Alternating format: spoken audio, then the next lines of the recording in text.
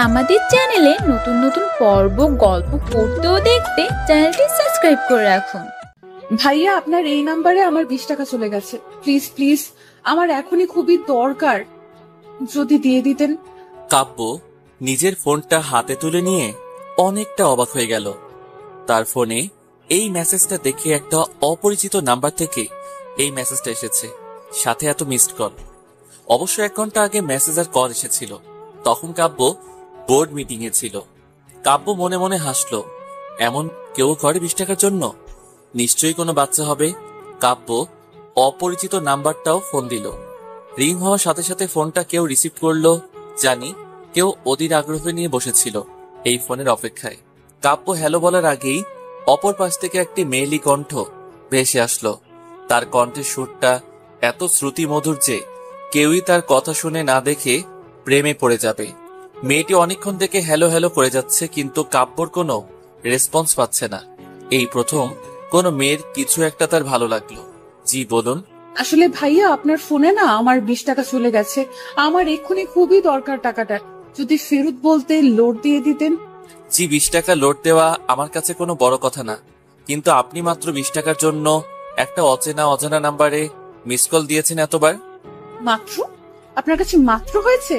আপনি জানেন 20 টাকা দিয়ে কি কি হয়? না, জানি না। কি কি হয় বলুন তো। ফেসবুক এমবির প্যাক কিনা যায়, আর 25 মিনিটে তো কেনা যায়। ও আচ্ছা আচ্ছা, আপনার 20 টাকা এত জরুরি? এই কিছুক্ষণ আগে না বললে আমার কাছে 20 টাকা দেওয়া কোনো ব্যাপার না, আর এখন অন্য কথা বলছেন। ও, বুঝেছি। কি বলছিলেন? আপনি ওই টাইপের ছেলে। কোন টাইপের? আপনি আসলে একটা ছ্যাঁচড়া ছেলে। কি? আপনি আমায় কি বললেন? শোনেননি? আমি আপনাকে ছ্যাঁচড়া বলেছি, ছ্যাঁচড়া। এই মেয়ে, আপনি বাড়াবাড়ি করছেন এবার। আই ছেলে, আপনি বাড়াবাড়ি দেখলেন কি? আমি যদি আমার 20 টাকা না পাই? কি করবেন আপনি? কেস করবেন? হাইকোর্টে আপিল করবেন? করবেন কি? এত কিছুই কখন করতে চাইলাম শুনি? তো কি করবেন? আমি যদি আমার 20 টাকা না পাই তো? কি তো করছেন? যান, আমি আপনার 20 টাকা দিব না। কি করবেন করুন। আমি আপনাকে অভিশাপ দিব। হোয়াট? কি দিবেন? আরে মশাই, অভিশাপ দেব। ওহ ও, আমি তো ভয় পেয়ে গেলাম। আপনি মজা করছেন তো? আজকের পর থেকে আপনার জীবনে শান্তি খুঁজে পাবেন না। শান্তির মা আপনাকে ডিভোর্স দিয়ে চলে যাবে, আর আসবে না, মাথায় রাখবেন। কাব্য ভাবছে কি অদ্ভুত রে বাবা, কি না কে আমায় অভিশাপ দিচ্ছে। কি বোকা বোকা কথা। কণ্ঠ শুনে যেমন কেউ প্রেমে পড়ে যাবে, তেমনি কথা শুনে ব্রেকআপ করে। দেখ, তিনটাই খারাপ। অফিস থেকে বাসায় ফিরতে কাব্যর বোন বলতে লাগলো, ভাইয়া, আজ তোর হবে। কি হবে রে? আজ পাত্রে দেখতে যাওয়ার কথা ছিল, আর তুই প্রতিবারের মতো এবারও ভুলে গেছিস। উফ, একটু মনে ছিল না। মা কোথায়? নিজের ঘরে সেজে গুজে বসে আছে। যা না, যা। এই চুপ কর তুই। আগে তোর বিয়ের ব্যবস্থা করতে হবে, বুঝলি? এইসব বলে লাভ নেই। আগে তোর গলায় পড়বে ফাঁসির ফান্দা। নেহা, তোকে আমি। কাব্যর রাগ দেখে নেহা দৌড়ে পালালো। কাব্য নিজের রুমে গিয়ে ফ্রেশ হয়ে তার মা সালেহা বেগমের রুমে গেল। সালেহা বেগম মাথায় হাত দিয়ে ইজি চেয়ারে বসে আছে। সালেহা বেগমকে এমন দেখে কাব্য ভাবছে, হইছে, কাব্য আজ তোর 12টা বাজবেই। মা, আসবো? সালেহা বেগম কাব্যর কথা শুনে চুপ করে আছে। কাব্য আস্তে আস্তে এসে মায়ের কাছে বসলো, তার হাত ধরে বলল, মা তুমি জানো তো আমি কোম্পানির এমডি, আমায় কতটা কাজ করতে হয়। সবকিছুই মাঝে মনে ছিল না, তুমি রাগ করো না। কাব্য, আমার কথা তুই শুনবি। আমি কি তোমার কথা শুনি না মা? আজ যে মেয়েটাকে দেখতে যাব, তুই তাকে আমার ঘরের বউ করে নিয়ে আসবি? আমি তো দেখিনি না দেখে। থাম, এর মানে আমার মতামতের কোনো গুরুত্ব নেই তোর কাছে? হ্যাঁ, আমি ভুলে গিয়েছিলাম চৌধুরী গ্রুপের এমডি তুই অনেক বড় হয়ে গেছিস, তাই এখন আর তোর মা কথার গুরুত্ব তোর কাছে থাকবেই বা কেন? মা, এমন না। ঠিক আছে মা, তুমি যদি বলো আমায় ওই মেয়েটাকে বিয়ে করব, তো ঠিক আছে। ওই মেয়ে হবে কাব্য চৌধুরীর বউ, এই চৌধুরী বাড়ির পুত্রবধূ। সত্যি বলছিস তো? হ্যাঁ, এটা তোমার ছেলের ওয়াদা। সালে বেগম অনেক খুশি, তার ছেলে তাকে এত বড় একটা কথা দিয়েছে। কাব্যর মা মিস সালেহা বেগম কাব্যকে বারবার করে বলছে, এই নে, এটা মেয়ের নাম্বার। এই যুগের ছেলে মেয়ে তোরা একটু বিয়ের আগে কথাবার্তা বলে নিবি, তাই ভালো। মা, যাচ্ছি তো দেখতে, তাতে হবে? আরে দেখা দেখি তো ফ্যামিলির মধ্যে হবে, তারপর ও তোর একটা আলাদাভাবে দেখার দরকার আছে না? না মা, আলাদাভাবে কি দেখা যাচ্ছে? সালেহা বেগম কথা বলে যাচ্ছে আর কাব্য ড্রাইভ করছে, আর তার মা সাথে কথা বলছে। আমি বুঝেছি তোকে বিয়ে করতে হবে না। আমার পছন্দ করা মেয়েকে তুই গাড়ি ঘোড়া। আবার কি হলো মা? তুই যেভাবে বলছিস তাতে মনে হয় আমি তোর উপর সব চাপিয়ে দিচ্ছি। আমি খারাপ হতে চাই না। তুমি খারাপ মা, সেটা কি আমি বলেছি? আচ্ছা, ফোন নাম্বারটা নিয়ে ঝামেলা তাই তো? নেহা, মার ফোন থেকে নাম্বারটা আমার ফোনে দে তো। নেহা কাব্যর ফোনে নাম্বারটা মেসেজ করে দিয়ে দিল। সালেহা বেগমের দেওয়া সময় থেকে একটু লেটে এসে তারা পৌঁছালো। পাত্রীর বাবা নিত্যন্ত শান্ত প্রকৃতির মানুষ দেখা বোঝা যায়। অনেকটা নির্জীবী প্রকৃতির প্রয়োজন ব্যতীত কথা বলেন না। প্রয়োজনের কথা বলছেন। পাত্রীর মা অত্যন্ত সুন্দরভাষী মহিলা, অনেক গুছিয়ে সাজিয়ে কথা বলতে জানেন। যেখানে একটা কথা আমরা এমনই বলে দিব, সেই কথাটা তিনি সুন্দর গুছিয়ে বলবেন। পাত্রী এক ছোট ভাইও আছে শুনেছি, কিন্তু তার নাকি কোনো সেমিস্টারের পরীক্ষা, তাই সে এই মুহূর্তে এখানে উপস্থিত নেই। কাব্যর অনেক অসহ্য লাগছে। এতক্ষণ ধরে বসে আছে, এদের কথা বলা শেষ হচ্ছে না। এইসব কথা শুনতে কাব্যর আবার ভালো লাগে না। আচ্ছা কাব্য, তুই ছাদে যা আর মেয়ের সাথে কথাবার্তা বলে আয়। কিন্তু মা, এখানে বলতে হয়। কাব্যর কথায় সালেহা বেগম অগ্নি দৃষ্টি নিয়ে তাকালো। কাব্য কথা না বাড়িয়ে একটা পিচ্চির সাথে ছাদে চলে গেল। ছাদে আসার কাব্যর 5 মিনিট হয়েছে, তাতে তার মেজাজ গরম হতে শুরু করেছে। কি মেয়ে দেখতে এসেছে, টাইম সেন্সটুকু নেই। সে আর কি সংসার করবে? বিয়ের পর না জানি তার জীবনটা তেনা তেনা হয়ে যায়। কাব্য নিজে ফোনটা হাতে নিতেই কারো পায়ের শব্দ পেল। এর মানে মহারানী ভিক্টোরিয়া আসছেন। আসুক, তাতে আমার কি? কাব্য নেহার দেওয়া মেসেজটা দেখতে চুরির আওয়াজে ঘুরে তাকালো, আর হাতের টার্চ লেগে নাম্বারটা কল চলে গেল। কাব্য অবাক হয়ে গেল।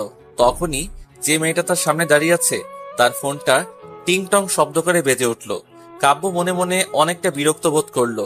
যদি এটা তার বাবার অফিসের মিটিং হতো, মেয়েটাকে ঘাট ধাক্কা দিয়ে বের করে দিত, কিন্তু অদ্ভুতভাবে সে তা করতে পারছে না। মেয়েটা একটু সরে গিয়ে ফোনটা রিসিভ করলো। কাব্য বিরক্তিকর দৃষ্টি নিয়ে তার দিক থেকে চোখ সরিয়ে নিয়ে নজর দিলে তার ফোনে আর সপ্তম আশ্চর্যের মতো হাঁ করে তাকিয়ে দেখছে। একবার ফোনের দিকে, আরেকবার মেয়েটার দিকে। মেয়েটা যে হ্যালো হ্যালো করে যাচ্ছে, অদ্ভুতভাবে তা ফোনের বাহির থেকেও শোনা যাচ্ছে। ভাগ্যকে তো ধন্যবাদ দেওয়া উচিত, এই মেয়েটাকে সামনে পেয়েছি। এবার দেখাচ্ছি মজা। কাব্য ফোনটা হাতে নিয়ে মেয়েটির ঠিক পেছন গিয়ে দাঁড়ালো। আর এই যে miss. Hello hello hello hello করছি, শুনতে পাচ্ছেন না? কানে কি তুলা গোজা আছে? আমার কান পরিষ্কার আছে। মনে হচ্ছে কানের সমস্যাটা আপনার। কি আমার কানে সমস্যা? আপনি যদি ডাক্তার দেখান ঠিক বলে দিবে আপনি কত বড় ঠসা। ও আচ্ছা আচ্ছা, তারপর? তারপর কি? কি তারপর? আপনি আমার 20 টাকা দিবেন কিনা বলুন। একটু পিছনে ঘুরুন না। কেন, পিছুই ঘুরলেই কি আমি আমার 20 টাকা পেয়ে যাব? আচ্ছা মেয়ে তো আপনি, 20 টাকার জন্য যদি বলি ছাদ থেকে নিচে লাফিয়ে পড়ুন, তাই করবেন বুঝি? আমি কখন বললাম তাই করব? এক মিনিট এক মিনিট, আপনার কথা না অনেক কাছ থেকে শোনা যাচ্ছে মনে হচ্ছে। কি মনে হচ্ছে বলুন বলুন। মনে হচ্ছে আপনি আমার খুব কাছে, হ্যাঁ, পিছে দাঁড়িয়ে কথা বলছেন। ও ও, কি ও ও?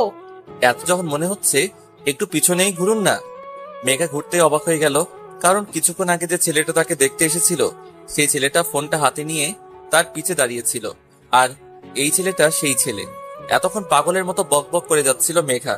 পিছে যে কেউ আছে তা খেয়াল করেনি। ওর মন যে কই যায় তা মাঝে মধ্যে ভেবে কুল কিনারা খুঁজে পায় না। হায় রে কপাল, মেঘা যে ছেলেটা ওকে দেখতে আসছে তার নাম্বারে 20 টাকা যেতেই হলো। আর অন্য কোনো নাম্বার কি দুনিয়ায় ছিল না? কি হতো ফোন নাম্বারটা কোনো মেয়ের হলে? এখন এই হাবলাকান্তকে আমি কি বলি? মনে মনে ভাবছে মেঘা। দুজনের মাঝে ক্ষণিকের নীরবতা। এবার মেঘা কাব্যর দিকে একটু চোখ দিল। কাব্য কালো রঙের শার্ট সাথে ব্লু জিন্স পরেছে, হাতে একটা ব্র্যান্ডের ঘড়ি আছে। গায়ের রং ধবধবে দুধের মতো হওয়া কালো রং বেশ মানিয়েছে তার স্ট্রেট চুলগুলো। হালকা বাতাসে উঠছে, বড্ড সিল্কি চুল মনে হচ্ছে। মেঘা যে তাকে এভাবে দেখছে, তাতে যে কাব্যর কোনো ভ্রুক্ষেপ হচ্ছে বা আছে তা বোধগম্য হচ্ছে না। সে নিজের মতো পকেটে হাত দিয়ে দাঁড়িয়ে আছে। কাব্য কিছুই বলছে না, তাই মেঘা নিজের নখগুলো দাঁত দিয়ে কামড়াচ্ছিল। হুট করে মেঘার মাথায় আসলো, এখন তো উনি আমার 20 টাকা দিয়ে দিতে পারে, এখন তো কোনো সমস্যা নেই। আচ্ছা, এখন তো আপনি আমায় 20 টাকা রিটার্ন দিয়ে দিতে পারেন। এত কিছুর পরও তুমি তোমার 20 টাকা নিয়ে পড়ে আছো। এই 20 টাকার জন্য তুমি আমায় ছেঁচড়া ছেলে বলেছো। তো ভুল বলেছি আপনি মনে নিচ্ছেন কেন? রাত গেছে, কথাও গেছে, মনে রাখার কি আছে? কিন্তু রাত তো যায়নি। মেঘা মনে মনে আমি ঢোক গিলতে লাগলো। যাহ, আমার 20 টাকার আশা আমায় ছেড়ে দিতে হবে। একটু আগে রাগ লাগছে দেখে তো অনেক বড়লোক মনে হচ্ছে। এত চিপড়ে কোয়ালিটির হইলে কিভাবে সম্ভব? রাগ উঠলে আমি উল্টাপাল্টা কথা বলে ফেলি। আমি হুট করে বলে ফেললাম, 20 টাকা দিচ্ছেন না? আর বিয়ে করে বউকে তো 1 টাকা দিবেন না, বাপের বাড়ি থেকে খরচ চালাতে হবে। মেঘার কথায় কাব্য রেগে গেল। তার চোখে স্পষ্ট রাগের ছাপ। মুহূর্তেই চোখ জোড়া লাল হয়ে গেল। এখন হাতগুলো মুষ্টিবদ্ধ করে দাঁড়িয়ে আছে। কাব্য চেঁচিয়ে বলল, তুমি কি মিন করতে চাচ্ছ? প্রথম আমায় ছেঁচড়া বলছে, এখন কোন টাইপের বলতে চাচ্ছ? তোমাকে আমি বিয়ে করব আর তোমার বাবার টাকায় চলবো? How funny! তুমি তো রিজেক্টেড। আর 1 মিনিট না দাঁড়িয়ে কাব্য হনহন করে নিচে নেমে গেল। মেঘা তার পিছু পিছুই যাচ্ছিল, কিন্তু শাড়িটা এত ভেজাল করছে যে আস্তে আস্তে সিঁড়ি বেয়ে নামতে হচ্ছে মেঘার। মা, এখানে আর 1 মুহূর্ত না, এখনই চলো। কাব্যর কথায় কাব্যর মা অবাক হয়ে গেলেন। তিনি তার ছেলেকে দেখে বুঝে ফেলেছেন যে সে মারাত্মক রেগে গেছে। কাব্যর রাগের মাত্রা তার জানা আছে। তিনি পড়েছেন বিপাকে, না উঠতে পারছেন না ছেলের কথায় তার সাথে যেতে পারছেন। মহা বিপদের গন্ধ তার নাকের সামনে ভুরভুর করছে। এতক্ষণে মেঘা নিচে আসতেই কাব্য মেঘাকে উদ্দেশ্য করে বলল, এই মেয়েকে আমি বিয়ে করব না, কখনো না। এই যে আন্টি, আপনি অনেক সুন্দর আর সুইট করে কথা বলতে পারেন, কিন্তু আপনার মেয়ে একটা অত্যন্ত অভদ্র অসভ্য মেয়ে। এই মেয়েকে আমি কেন কোনো ছেলেই বিয়ে করবে না। এই যে আপনি আমার শিক্ষা তুলে কথা বলছেন কেন? তুমিও কিছুক্ষণ আগে তাই করেছো।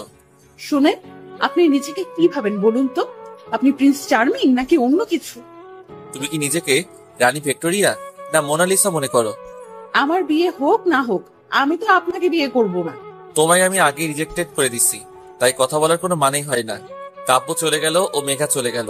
দুজন দুজনের বিপরীত মুখে চলে গেল। কাব্য নিজের রুমে আরাম করে শুয়ে আছে আর ফোনে গেম খেলছে।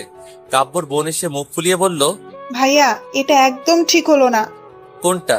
তাড়াতাড়ি ভুলে গেলি? তুই কি বলতে চাস ক্লিয়ার করে বল, না হয় গেট লস। ভাইয়া, কি হয়েছে বলতো? আমার থেকে তোর এত ইন্টারেস্ট কেন? কই? কি ব্যাপার বলতো? কোনো ব্যাপার না। হঠাৎ করে তোতলানো শুরু করলি কেন? এমন ভাবে প্রশ্ন করছিস যেন আমি রিমান্ডের আসামি।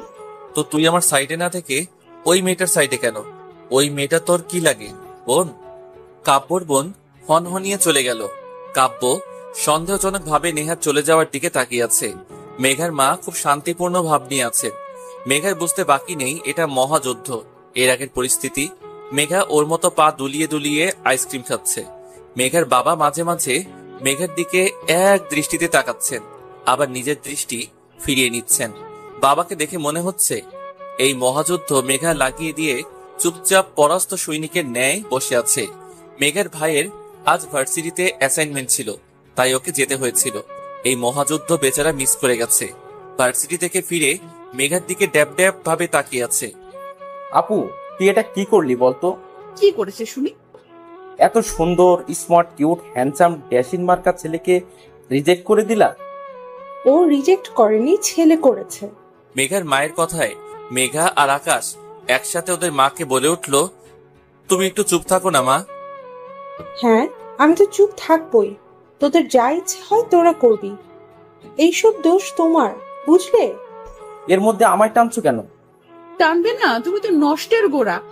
পুতুল, কি আজে বাজে বলছো? হামা, তুমি এই সিরিয়ালি ড্রামা কিছুক্ষণের জন্য বন্ধ করো তো। এই আকাশ, তোর কি হয়েছে বলতো? কেন আপু, কি হবে? তুই আমার ভাই না ওই কাব্যর ভাই? অবশ্যই তোমার ভাই। আমার সাথে রক্তের সম্পর্ক হয়ে আমার দিকে টানছিস না? আমি এত কিউট সুন্দর না বলে বলছিস ছেলেটা কত সুন্দর কিউট হ্যান ত্যান কেন? ওমা, তাই নাকি? আমি এসব বলেছি? আচ্ছা, তুই আর কাব্যের বোন নেহা একই ডিপার্টমেন্টের না? সি তো তো কি, তুই আমায় বল। আরে আপু, যে বোনের ভাই আমার বোনকে পাত্তা দেয়নি, আমি সেই ভাইয়ের বোনকে কেন দিব বলো? এই না হলো আমার ভাই। মেঘার ভাই মাথায় হাত দিয়ে বসে রইল। কি আকাশ পাতাল ভাবতে শুরু করেছে ও ভালো জানে। তখনই, এই তোর ফোন ধরতে এত টাইম লাগলো কেন সেটা আগে বল। সি নেহা, তোমার ভাষার একই হাল হয়েছে। চুপ করে থাক, তুই একটা কথা বলবি না, আমার ভাষা নেই। আচ্ছা বাবা, আচ্ছা, এত হাইপার কেন হচ্ছ বলো তো? কেন হচ্ছি তোমায় বলতে হবে? তুমি বুঝতে পারছো না? ও, তোমার ভাই আমার বোনকে রিজেক্ট করেছে, সেজন্য তুমি হাইপার হচ্ছ? কেন, আমি তো আর তোমায় রিজেক্ট করিনি। মিসকা শয়তানের মতো কথা বলা বন্ধ করো। তুমি জানো আমি কত ছলে বলে কৌশলে মায়ের কানে মেঘা আপুর কথাটা তুলেছিলাম। নেহা আন্টি কিন্তু আগে থেকে মেঘা আপুকে মারাত্মক ভাবে পছন্দ করতেন, তুমি শুধু হওয়া কাজটাকে করে দিয়েছো। আমি না করলে না, মা ইমোশনাল ব্ল্যাকমেল করে ভাইকে রাজি করাতে পারতো না। সব তো ঠিক ছিল, ওদের মাঝে এমন কি হলো যে দুজন এমন বিহেভ করলো? ওরা কি দুজন দুজনকে আগে থেকে চিনতো? কিন্তু প্রশ্ন হচ্ছে কিভাবে, কেমনে? আমি এসব কিছুই বুঝি না, জাস্ট বলবা, এরপর তুমি কি করবা। শোনো আপু, আর ভাইয়াকে এক করার জন্য যদি আমাদের করোনা ভাইরাসের মেডিসিনও আবিষ্কার করতে হয়, তাও আমরা করতে কিছুই হব না। এর মধ্যে করোনা ভাইরাসের মেডিসিন আসছে বা কোথা থেকে? ওরে আমার মাথা মোটা, চুপচাপ প্ল্যানটা শোনো। এটা এবার একটা কাজে দিবে তো? দিবে মানে 100% দিবে। আচ্ছা দেখে নিব, শুনে এখন ফোন রাখছি আমি। নেহা ফোন রাখতেই আকাশ হাঁপ ছেড়ে বাঁচল, হাত পা মেলে চিত হয়ে বিছানায় শুয়ে পড়ল। নেহার সাথে তার 2 বছরের সম্পর্ক, অনেক বেশি ভালোবাসে মেয়েটা, কিন্তু তাকে পাওয়ার জন্য হয়তো একটু বাড়াবাড়ি টাইপের কিছুই করছে। কিন্তু এটা না হলে নেহার সাথে ওর একসাথে থাকা আর হবে না। কবি বলেছেন ভালোবাসায় সব কি, কোন কবি বলেছিল এই মুহূর্ত আকাশের মনে নেই, আর তা সে মনে করতে যাচ্ছে না। এখন তার একটা মিশন, কাব্য মেঘার বিয়ে দেওয়া। অনেকক্ষণ ধরে আকাশ মেঘার সামনে বসে আছে, কিছুই বলছে না। মেঘা ভ্রু কুঁচকে আকাশের দিকে তাকিয়ে ভাবছে আসলে ওর মতলবটা কি। আপু আসলে আমি তখন তোর সাইড নেইনি, তোর অনেক খারাপ লেগেছে। লেগেছে তো। আচ্ছা আপু, তুই এসব বিয়ে টিয়ে বাদ, তোকে ওইসব করতে হবে না। তুই এর থেকে এক কাজ কর, তুই তো একটা প্রজেক্ট ফাইল নিয়ে কাজ করছিস, একটা কোম্পানি আছে সব থেকে নাম করা আর মার্কেটে নাম্বার 1 কোম্পানি। এই কোম্পানিতে প্রথম একটা ধাপ আছে, এরা বিলিয়ার্ড যাদের প্রজেক্টটা নতুন কিছু দিতে পারবে তাদের সাথে কোম্পানি 15 দিনের একটা ডিল করবে। এই 15 দিন তুই কাজটা করে দেখ, আমার মনে হয় ইউ ক্যান ডু ইট। তোর আইডিয়াটা আমার ভালো লেগেছে, আর তাছাড়া এই প্রজেক্টে নিয়ে অনেক বেশি মাথা ঘামিয়েছি। এমন একটা সুযোগ সত্যি হাতছাড়া করা যায় না। বাহ, আমি কি এমনি বলি, আমার আপু কোটিতে একটা। একটা কথা এখনো বুঝতে পারছি না, তুই এত এত এইসব বিষয়ে হুট করে আগ্রহ প্রকাশ করছিস। আপু, ক্রাইম পেট্রোল দেখো ভালো কথা, কিন্তু তা থেকে ভালো কিছু শেখো। অহেতুক নিষ্পাপ বাচ্চার উপর দোষ লাগাবি না বলে দিলাম। আচ্ছা, তোকে রাখতে হবে না, আমায় কাল অফিসের অ্যাড্রেসটা দিয়ে দিস। এখনই নিয়ে নে। এত তাড়াহুড়ো কেন করছিস বলতো? তোর ভাবসাব দেখে মনে হচ্ছে আমি আজই এই মুহূর্তে অফিস গেলে তুই 2-3 বার লুঙ্গি ড্যান্স দিবি। তুমি অফিস গেলে বেতন তো পাবা, সেটা তোমার বেশি লাভ হবে, তাই খুশি ধরছে না আর। বাহ ভাই, তুই তো দেখি শুধু ভবিষ্যৎ না, ভবিষ্যতের ভবিষ্যৎ ভেবে রেখেছিস। আচ্ছা যাও, তুমি আমায় সন্দেহ করছো, জানি আমি তোমায় কোনো না বিপদে ফেলবো। আচ্ছা আচ্ছা, আর মুখ ফুলাতে হবে না, আমি কাল কখন যাব সেটা বল। সকাল 10টার আগে গেলে হবে। আচ্ছা ঠিক আছে, এখন তুই ফোট এখান থেকে। আপু, উপকারী উপকার তো স্বীকার কর। তুই যাবি কিনা? আকাশ উঠে চলে গেল, তার মুখে বিজয়ের হাসি। এবার শুধু সব ঠিকঠাক ভাবে হলেই বাঁচা যায়। আকাশটার মাথায় যে কি চলছে তা মেঘা কিছুতেই বুঝতে পারছে না। যাই হোক, মেঘা বেশি ভাবছে। ফোনের ডাটা অন ছিল, ক্রিং করে মেসেজ টোন বেজে উঠল। নিস্তব্ধতায় কেরা এই রাতে কোনো শব্দে হুট করে বুকের ভিতরটা কেঁপে উঠল মেঘার। কি নিষ্ঠুর ফোন রে বাবা, রাতের নীরবতাকে কিভাবে ক্ষত বিক্ষত করছে তার বিভৎসতায়। ফোনটা হাতে নিয়ে মেঘা দেখলো ওকে ইমোতে কেউ একটা মেসেজ দিয়েছে। তা সিন করতে দেখলো কাব্য চৌধুরী মেঘাকে মেসেজ দিয়েছে। What a name! মেজাজটা 4 গুণ খারাপ হয়ে যাচ্ছে মেঘার। এই লোকটাকে ওর অনেক অসহ্য লাগছে। মাঝে মধ্যে ইচ্ছে হচ্ছে তাকে টুকরো টুকরো করে চিল শকুন দিয়ে খাওয়াই দেই। কি সমস্যা? আমার নাম কি হয় হোক, কোনো সমস্যা নেই, শুধু বেমানান রকম কিছুই ফেল হচ্ছে। আপনার ফিল আপনার বুক পকেটে ভরে রাখুন ওকে। তা না হয় রাখবো, কিন্তু কি বলতো, মেঘা নামটা কত কিউট, কিন্তু তোমায় তো নামটার সাথে খাপ খাওয়াতে পারছি না। আফসোস। আপনাকে কেউ বলেছে খাপ খাওয়াতে? আর আপনি কি বলতে চান? আমার নাম কিউট? আমি কিউট না? বাহ, এতক্ষণে তুমি একটা সঠিক কথা বলেছ। আপনি কিন্তু বেশি বাড়াবাড়ি করছেন। আপনাকে আমি অনেক অনেক। অভিশাপ দিবা? হ্যাঁ, পারলে তাই দিব। শুনুন, হ্যাঁ শোনাও। আপনার না বিয়ে হবে না, হলেও বিয়ে করা বউ টিকবে না, টিকলেও আপনার বাচ্চা কাচ্চা হবে না, আর হলেও সে মানুষ হবে না, আপনার মতো শয়তানের হাড্ডি হবে। Wow, so cute. মানে? এত কিউট কিউট অভিশাপ দিতে থাকো, ঠিক আছে? আপনি আমার সাথে মজা করছেন? আজকের জন্য এতটুকু এন্টারটেইনমেন্ট যথেষ্ট, বেশি হলে আবার হজম হবে না। ভালো থাকো, বাই। নিতে পারছে না মেঘা, ফোনের ডাটাটা অফ করে ফোনটা রেখে দিল। আর ভাবতে থাকলো, শয়তান বেটা, আমায় এইভাবেই বললি তো তোর জীবন তেজপাতা হয়ে যাবে। এমন মেয়ের পাল্লায় পড়বি না যে নিজের জীবনটা শেষ হয়ে যাবে। সকাল 10টা। মা, 10টা বেজে গেছে। তোমার জন্য আমার লেট হচ্ছে। প্রথম দিন যাচ্ছে, আমায় তো ওরা নিবে না, উল্টা ঘাট ধরে বের করে না দেয়। কতবার বললাম একটু আগে ডেকে দিও, ডেকে দিও, কে শোনে কার কথা? এই, মেজাজটা কম করতে শিখতো। তাড়াহুড়ো করিস না, সাবধানে যা। এই আপু, তোকে বলেছিলাম 10টায় পৌঁছতে হবে, আর তুই 10টায় বের হচ্ছিস। শোনো, আমার উঠতে লেট হয়েছে, এটা আমি কি করব? মা তো আমাদের দেরি করে ডাক দিয়েছে। আচ্ছা, বাসায় এসে কথা বলিস, এখন দৌড় লাগাতো। শোনো আকাশ, আমি ম্যারাথনের দৌড় রেসার না যে দৌড় লাগাবো। আপু, এই কচ্ছপি কন্ডিশন দেখলে তো তোকে রিজেক্ট করে দিবে বল। আই খবরদার, এই রিজেকশন করার কথা আমার সামনে বলবি না। তাহলে যা, আমি যাবই না। আচ্ছা বাবা, আচ্ছা, সরি, আর বলবো না, তুমি যাও এখন। মা, আমি আসছি। বেরিয়ে পড়লো মেঘা। নতুন জায়গা আর ফার্স্টে মেঘা লেট। বাবা, সময়ের কি মূল্যায়নও না আমি করেছি। আমার প্রজেক্ট তাদের পছন্দ হবে কিনা জানি না, কিন্তু আমার টাইম সেন্স দেখে নির্ঘাত বুঝে যাবে আমি সময়ের মূল্যায়ন করতে জানি না। আমার ট্যালেন্ট কম না তা দেখাতে কিছুতেই পিছুই হটবো না। এসব ভাবছে মেঘা। অফিস পৌঁছাতে পৌঁছাতে মেঘলার আরো 25 মিনিট লেগে গেল। অফিসের ওয়েটিং রুমে বসে হাত ঘড়ির দিকে তাকাতেই দেখে 10টা 30 বেজে গেছে প্রায়। মেঘা কোনো জায়গায় চুপচাপ বসে থাকতে পারে না। অফিসের পিয়নটা সে কখন বসিয়ে রেখে চলে গেছে। আশেপাশে কাউকে পেলে সীমিত আকারে একটা আড্ডা দেওয়া যেত, তাতে মন্দ কিছুই হতো না। বিরক্তি নিয়ে উঠে দাঁড়ালো মেঘা। আশেপাশে কোনো মানুষ নামের প্রাণী দেখতে পাচ্ছে না। অফিসটা ঘুরে দেখলে মন্দ হবে না। মেঘার ভাবা মানে কাজ করা। অফিসটা বেশ বড়, ওয়েটিং রুমটা তুলনামূলকভাবে ছোট হলেও বাহিরের কাজের ডেস্কগুলো বেশ জায়গা নিয়ে বানানো হয়েছে।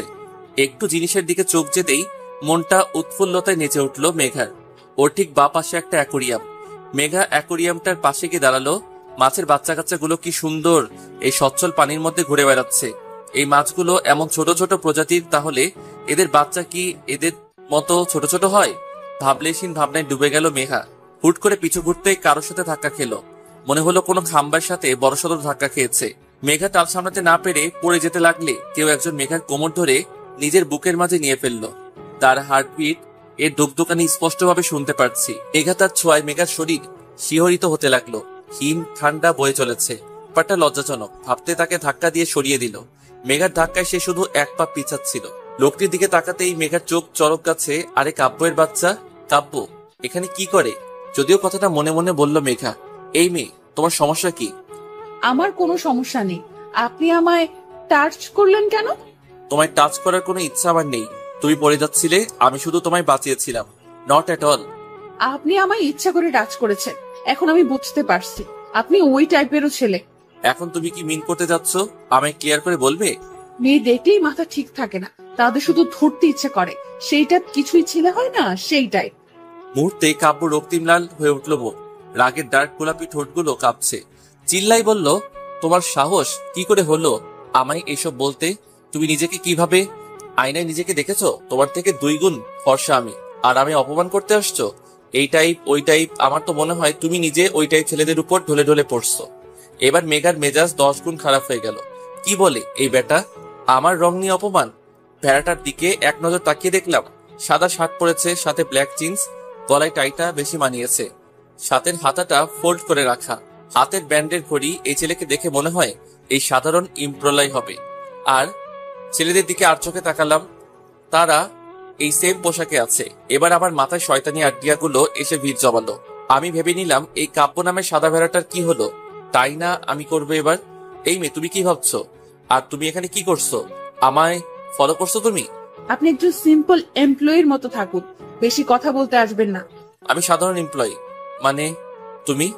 দেখুন, এই কোম্পানির বস মিস্টার আয়ান মাহমুদের একমাত্র হবু বউ আমি, মেঘা রহমান। আপনার বস যদি জানে না আপনি তার জান পাখির সাথে এমন টাচমি করেছেন, আপনার অবস্থা নাজেহাল করে ছাড়বে। তুমি আয়ান মাহমুদকে চিনো? আর কাল তো তোমায় আমি দেখতে এসেছিলাম, একদিনের মধ্যে কিভাবে কি হলো? আপনাকে এত মাথা ঘামাতে কে বলেছে বলুন তো? জানার কিউরিওসিটি হচ্ছে। মহা মুশকিল তো। শুনুন, আমার আর আয়ানের 4 বছরের প্রেমময় সম্পর্ক। 4 বছর? কিন্তু আয়ান মাহমুদ তো 4 বছর বিদেশে ছিলেন তোমার সাথে, কেমনি কি? এত প্রশ্ন করছেন কেন?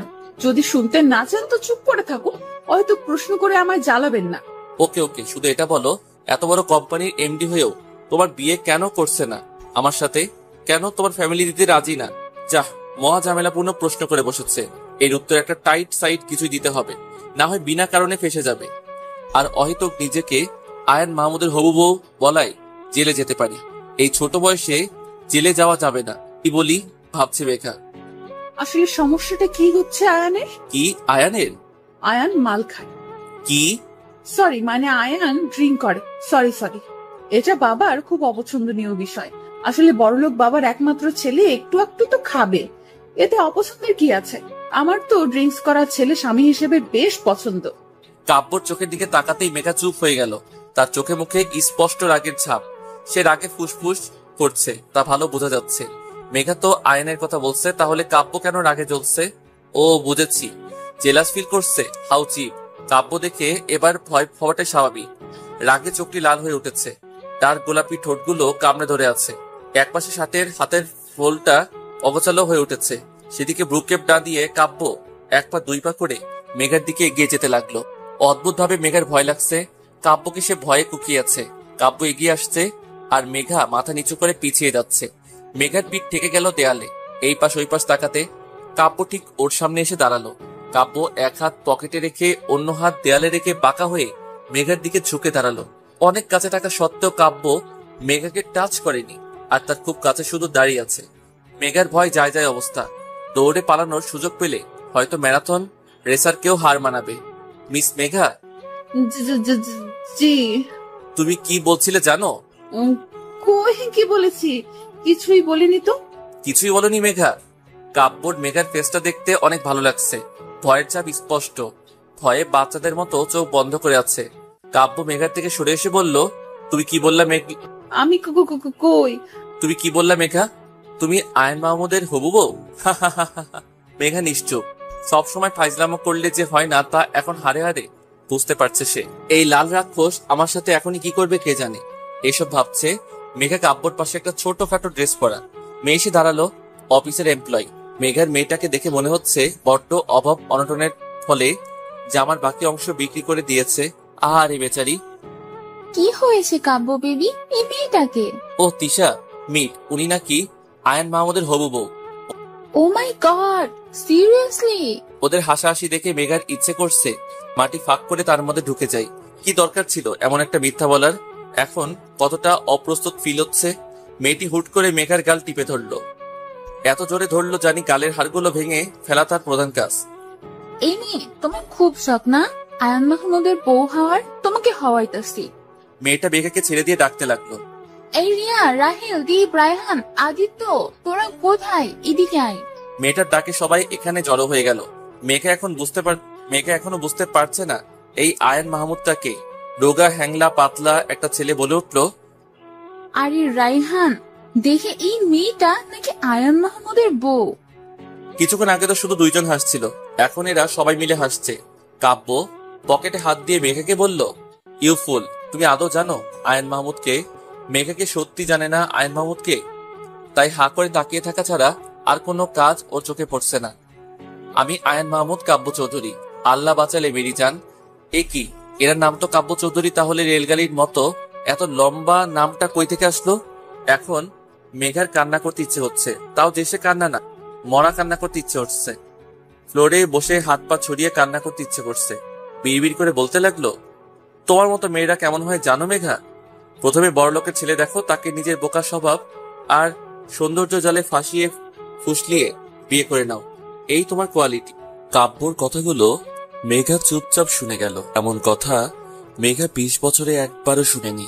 কতটা নোংরা মনের মানসিকতা থাকলে এই কথাটা বলা যায় তা কল্পনা করেও খুঁজে পাচ্ছে না মেঘা। তুমি এই আয়ান মাহমুদ কাব্য চৌধুরীকে এটাই সেটাই বলছো। আজ তো আমার মনে হচ্ছে তুমি কোন টাইপের, নাকি তুমি পতিতালয়ের বাসিন্দা অনায়াসে বলে দিতে পারলাম। তুমি আয়ান মাহমুদের হবু বউ। কাব্যর কথাগুলো শুনে মেঘা মাথা ঠিক রাখতে পারল না। মেঘার পাশ দিয়ে পিয়নটা যাচ্ছিল কারো জন্য কফি নিয়ে, মাথা নিচু করে যাচ্ছে। তাকে দেখে মনে হয় বৃদ্ধা অভাবের তাড়নায় কাজটা করছে। এই নোংরা কথাগুলো শুনতে হয়তো তারও ভালো লাগছে না। মেঘা কিছুই না ভেবে কফির মগটা তুলে সামনের দিকে ছুঁড়ে মারল। কফির মগটা টাইলস করা মেঝেতে পড়ে ঝনঝন শব্দে ভেঙে গেল। মুহূর্তেই এক বিকট শব্দে মেঘা সামনের দিকে তাকাতেই দেখল কাব্য নিজের হাতে তাকে ফোনটা এক আছাড়ে ছিন্ন বিচ্ছিন্ন করে ফেলল। বিষণ্ণিত হয়ে গেল, কারণ মেঘা কফিটা তাহলে কাব্যর মুখেই ছুঁড়ে মেরেছে। তাই রাগে তিনি তার ফোনটা ভেঙে ফেললেন। মুহূর্তেই কাব্য রিয়া নামের মেয়ে হাতে থাকা জুসের বোতলটি এক প্রকার ছিনিয়ে নিয়ে মেঘার সামনে এসে দাঁড়ালো। পুরো জুসের বোতলটা মেঘার মাথায় ঢেলে দিল। তাতেও বোধহয় তার শান্তি হলো না। মেঘার চুলের ঝুঁটি শক্ত করে ধরে ফেলল। মেঘা ব্যথায় কুকিয়ে উঠল। অনেক কষ্টে চোখের পানি ধরে রেখেছে মেঘা। কেউ একজন বলেছে চোখের পানি দুর্বলতার চিহ্ন, আর মেঘা তা কিছুতেই হতে দিতে পারে না। দাঁতের দাঁত চেপে কাব্য বলতে লাগলো, তোমার এত সাহস, আমার উপর কফি ছুঁড়ে মারো? তোমার কি হাল করি আমি, জাস্ট দেখো তুমি। কাব্য মুষ্টিবদ্ধ করে ধরেছিল মেঘার চুলগুলো, আর এক হাত দিয়ে মেঘার কাঁধের হাড়গুলো ভাঙার জন্য শক্ত করে ধরে কথাগুলো বলছিল। মেঘার পারল না নিজের চোখের গঙ্গা যমুনাকে আটকাতে। বড় বড় 2 ফোঁটা মেঘার গাল বয়ে পড়ছে। কাব্য মেঘার চোখের দিকে তাকাতেই মেঘাকে ছেড়ে দিল। মেঘার থেকে একটু দূরে গিয়ে রাহেল বলে চিৎকার করলো। মুহূর্তের মধ্যে একটি ছেলে তার সামনে এসে দাঁড়ালো। কি বলো? এই মেয়েটি এখানে কি করছে? কাব্য, তুই আগে একটু শান্ত হ। আমি ঠিক আছি, তুই বল জাস্ট কেন এসেছে ও? কাব্য চিল্লাই বলল কথাটা। আমাদের কোম্পানিতে প্রজেক্টের উপর ইমপ্লয়ি নেওয়া হয়েছে শুধু বেস্টটা খোঁজার জন্য। উনি এসেছেন মানে নিজের প্রজেক্টটা জমা দিতে। ফেরত দিয়ে দে। এমন একটা মেয়েকে কোনোভাবে আমি আমার কোম্পানিতে নিব না। কিন্তু কাব্য, কি কিন্তু? ফাইলটা অলরেডি মিস্টার জনির কাছে চলে গেছে। ও শিট, এসব কাজ করার আগে আমায় একবার জিজ্ঞেস করতে পারলি না?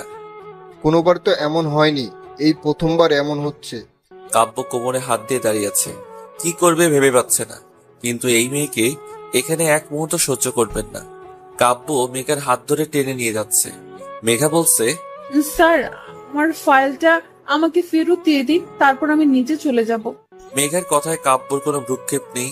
এখন তার একমাত্র লক্ষ্য মেঘাকে অফিস থেকে বের করে দেওয়া। মেঘার কোনো কথা শুনতে চাচ্ছে না কাব্য। হুট করে একজনের ডাকে কাব্য থেমে গেল। পিছুই ঘুরতে কাব্য দেখল মিস্টার জনি আর তার সেক্রেটারি দাঁড়িয়ে আছে। কাব্য মিস্টার জনিকে দেখে কিছুই বলছেন না। মেঘা মিস্টার জনির দিকে তাকালো। তিনি বাংলাদেশি নন, একজন ভিন্ন দেশি, ইংরেজও বলতে পারি। তার মাথায় একটা চুলও অবশিষ্ট নেই, মানে বাংলা ভাষায় তিনি টাকলা। মিস্টার জন কাব্যকে বলছেন, মিস্টার চৌধুরী, এখনই আমার সাথে আপনি মিটিং এ বসিবেন। আমি আর লেট করতে চাই না। বাহ মিস্টার টাকলা। আরে ধুর, মিস্টার জনির শুদ্ধ সাধু ভাষা শুনে মেঘার আরো মজা লাগলো। হাতে তালি দিয়ে তাকে সাবাস বলতে ইচ্ছে করছে, কিন্তু এই খাটাসটা আমায় ধরে আছে, ছাড়ার নাম নেই। ইচ্ছে করছে লাথি মেরে কাত করে ফেলে দেই। কাব্যর মুখে বিরক্তির ছাপ দেখে মনে হচ্ছে তার অনেক বড় একটা কাজে বাধা পড়ায় তার ইচ্ছে হচ্ছে এই মিস্টার জনির টাকলা মাথায় তবলা বাজাতে। এসব ভাবছে মেঘা। মিস্টার জনি চেয়ারে বসে আছেন আর চিড়িয়াখানার প্রাণী দেখার মতো একবার মেঘার দিকে আর একবার কাব্যর দিকে তাকাচ্ছে। কাব্যর শার্টটা পুরো নষ্ট হয়ে গেছে কফি ফেলার কারণে, আর মেঘার মাথার উপর জুস ফেলায় তার চুলগুলো চুপসে এলোমেলো হয়ে আছে। কাব্য নিজের শার্টের হাতাটা ভাঁজ করতে ব্যস্ত, আর মেঘা নিজের চুলগুলো গোছাতে। মিস্টার জনি বলে উঠলেন, মিস্টার জনি খুবই গম্ভীরভাবে বলতে লাগলেন, মিস্টার চৌধুরী, আমি এসব কি দেখতেছি? আপনাদের কি কোনোই ইন্টারেস্ট নেই? মিস্টার জনি, আপনি ভুল ভাবছেন। অ্যাকচুয়ালি কিছুই প্রবলেমের জন্য আমার একটু লেট হলো, তাছাড়া আর কিছুই না। টাকলার কথায় বা কাব্যর কথায় মেঘার ভ্রুক্ষেপ নেই। মেঘার কালো রঙের ফাইলটা শুধু ওর চোখের সামনেই ভাসছে। মেঘার ইচ্ছে হচ্ছে দৌড়ে নিয়ে পালাই, কিন্তু তা পারছে কই। এটা আমার ফাইল, আমি নিতে পারি, এই সবই ভাবছে মেঘা। মিস্টার জনি মেঘার ফাইলটা নিয়ে বলল, ইহা কি আপনার মিস? জি স্যার, আপনার নাম কি জানিতে পারি? জি আমার নাম মেঘা রহমান। আপনি এই প্রজেক্টটা পাইবার যোগ্যতা সম্পূর্ণ একজন। আপনি এই কাজটা ভালো করিতে পারিবেন, কি বলেন মিস্টার চৌধুরী? না, এই মেয়েটা এই কাজটা করবে না, আমরা অন্য কাউকে দেখে নিব, অবশ্য বেটার কাউকে পাবো। স্যার, যদি আপনি আমার সাথে আপনার পার্সোনাল প্রবলেমটা ভুলে আমার ফাইলটা দেখে আমার যোগ্যতা নির্ণয় করেন তাহলে ভালো হবে। মেঘার প্রথমবার ভালো কিছুই বলে কাব্যর বোধ হলো। ফাইলটা নিয়ে চোখ বোলাতে লাগলো। কাব্য হতবাক, এই মেয়ে এই সুন্দর ডিসক্রিপশন দিয়ে প্রজেক্টটা বানিয়েছে। এই মেয়ের মাথায় তো বুদ্ধি নেই, 1 নাম্বারের ডাফার, কিন্তু ওর কাজের জন্য সত্যি এই জবটাও ডিজার্ভ করে। কাব্য চুপচাপ দাঁড়িয়ে আছে, ফাইলটা পড়ছে আর কপালে ভাঁজ হয়ে গেছে, নিচের ঠোঁটটা কামড়ে ধরে পড়ে চলেছে। কিছুক্ষণ পর কাব্য বলল, মিস মেঘা, আপনি এই কাজটার জন্য পারফেক্ট, আমাদের ফর্মালিটি গুলো দেখে সাইন করে নিন। মিস্টার জনি মেঘাকে উদ্দেশ্য করে বললেন, আপনি কি এইহা ভালো করে করিতে পারিবেন? জি স্যার, এটা আমার কাছে একটা ড্রিম জব। এই যে প্রজেক্টের মাধ্যমে আপনারা যে কল্পনা সিটিটা তৈরি করতে যাচ্ছেন না স্যার, অনেক মধ্যবিত্ত ফ্যামিলির স্বপ্ন কি হয় জানেন স্যার? তার সব পুঁজি দিয়ে একটা বাসা করা। আর যখন এমন মানুষ তাদের শেষ সম্বল নিয়ে ভরসার হাত খুঁজে, তাদের ভরসার হাতটুকু শুধু আমরা ধরতে পারি, এটাই আমার লক্ষ্য। আর আমার কাছে বিজনেস মানে আমি কতটুকু লাভবান হলাম শুধু তা বিবেচনা করা নয়, আমার জন্য সামনের মানুষের কতটুকু লাভ হলো তা বিবেচনা করাই আমার প্রধান আর প্রথম কাজ। মেঘা কথা বলার সময় কাব্য মুগ্ধ নয়নে তার দিকে তাকিয়েছিল। সে ভেবেছিল এই মেয়ের মাথায় গোবর ছাড়া কিছুই নেই, কিন্তু একটু একটু আইডিয়া আছে। মিস্টার জনি হ্যান্ডশেক করে চলে গেছেন, তাও 10 মিনিট হলো। মেঘা আর কাব্য দাঁড়িয়ে আছে, কিছুই বলছে না। হুট করে কাব্য বলল, রায়ান, ওনাকে বলে দাও আমাদের অফিসে কাজ করতে হলে রুলস মানতে হবে, রুলস আর রুলস। জি স্যার, মিস মেঘা স্যার বলল। হ্যাঁ, আমি কি রুলস ভাঙবো নাকি? আপনার স্যারকে বলে দিন। রায়ান, তাকে বলে দাও এরকম অসভ্যতামো এখানে চলবে না, বাকিদের মতো হতে হবে, বলে দাও তাকে। জি স্যার, মিস মেঘা স্যার। আপনি থামুন, আমি কি অসভ্যতামি করেছি? উনি সেম কাজ করেছে। আপনার স্যারকে বলে দিন মেয়েদের সম্মান করতে শিখুক। রায়ান, তাকে বলে দাও আমি মেয়েদের সম্মান করতে জানি, তার কাছ থেকে শিখতে হবে না আমার। জি স্যার, মিস মেঘা। আপনি চুপ করুন, কত সম্মান করে তা আজ প্রমাণ হয়ে গেল। আমি নিজের কাজ করতে জানি, আপনার স্যারকে বলে দিন। রায়ান, তাকে বলে দাও কাল থেকে জানি সে তার দায়িত্ববোধ থেকে ভালোভাবে কাজ করে, কাণ্ড জ্ঞানহীনের মতো কাজ যেন না করে। জি sir, miss Megha. Shut up, আমি শুনতে পেয়েছি। কাল থেকে আমি আমার কাজ শুরু করব। অফিসের সামনে রোডে দাঁড়িয়েছিল রিক্সার জন্য।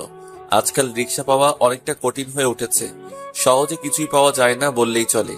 হুট করে মেঘা দেখলো কাব্য গাড়ি নিয়ে বের হচ্ছে। মেঘাকে দেখে গেটের সামনে গাড়ি থামিয়ে নেমে পড়লো আর মেঘার সামনে এসে বলতে লাগলো, তোমায় আমার একদম অসহ্য লাগে, ইউ নো। মিস্টার কাব্য, এই কথাটা বলার জন্য কি আপনি নেমে আসলেন? জি হ্যাঁ, কারণ অফিসে ঢুকলে আমরা জাস্ট কলিগ আর বসের ব্যবহার করব, কিন্তু বাহিরে তুমি আর আমি শত্রু, এটা ভুলে গেলে কিভাবে চলে? আচ্ছা, এত তাড়াতাড়ি আপনায় কিভাবে ভুলি? কাব্য কথা না বাড়িয়ে চোখে সানগ্লাস দিয়ে ঘুরে চলে যাচ্ছে। মেঘাও চলে গেল, কেউ কারো দিকে তাকালো না। আকাশ, সত্যি বললে তোর মাথায় স্কেল দিয়ে মারবো না, আমি তোকে প্রমিস করছি ভাই। আপু, তুমি অফিস থেকে ফিরে আমার সাথে এমন শুরু করলে কেন? তুই কিছুই জানিস না ভাইয়া। না আপু, কিছুই জানি না। টাচ করে স্কেল দিয়ে আকাশের মাথায় মারলো। মেঘা আকাশ মাথায় হাত দিয়ে বলল, উফ, আপু মারলা কেন? তুই কিছুই জানিস না? না আপু, বিশ্বাস করো না তোমার ভাইয়াকে। তুই তো মির্জাফর, তোকে বিশ্বাস আর চুলিভর পানিতে ডুবে মরা এক। আপু কি হয়েছে বলো না। তুই জানতি আয়ন মাহমুদকে? কে আবার? গ্রুপের এমডি। এমডি না? উফ আপু, আবার কেন মারলি? আয়ান মাহমুদ কে তুই জানিস না? না আপু না। আকাশের মনে কি চলছে আমায় খুঁজে বের করতেই হবে। এভাবেও বলবে না।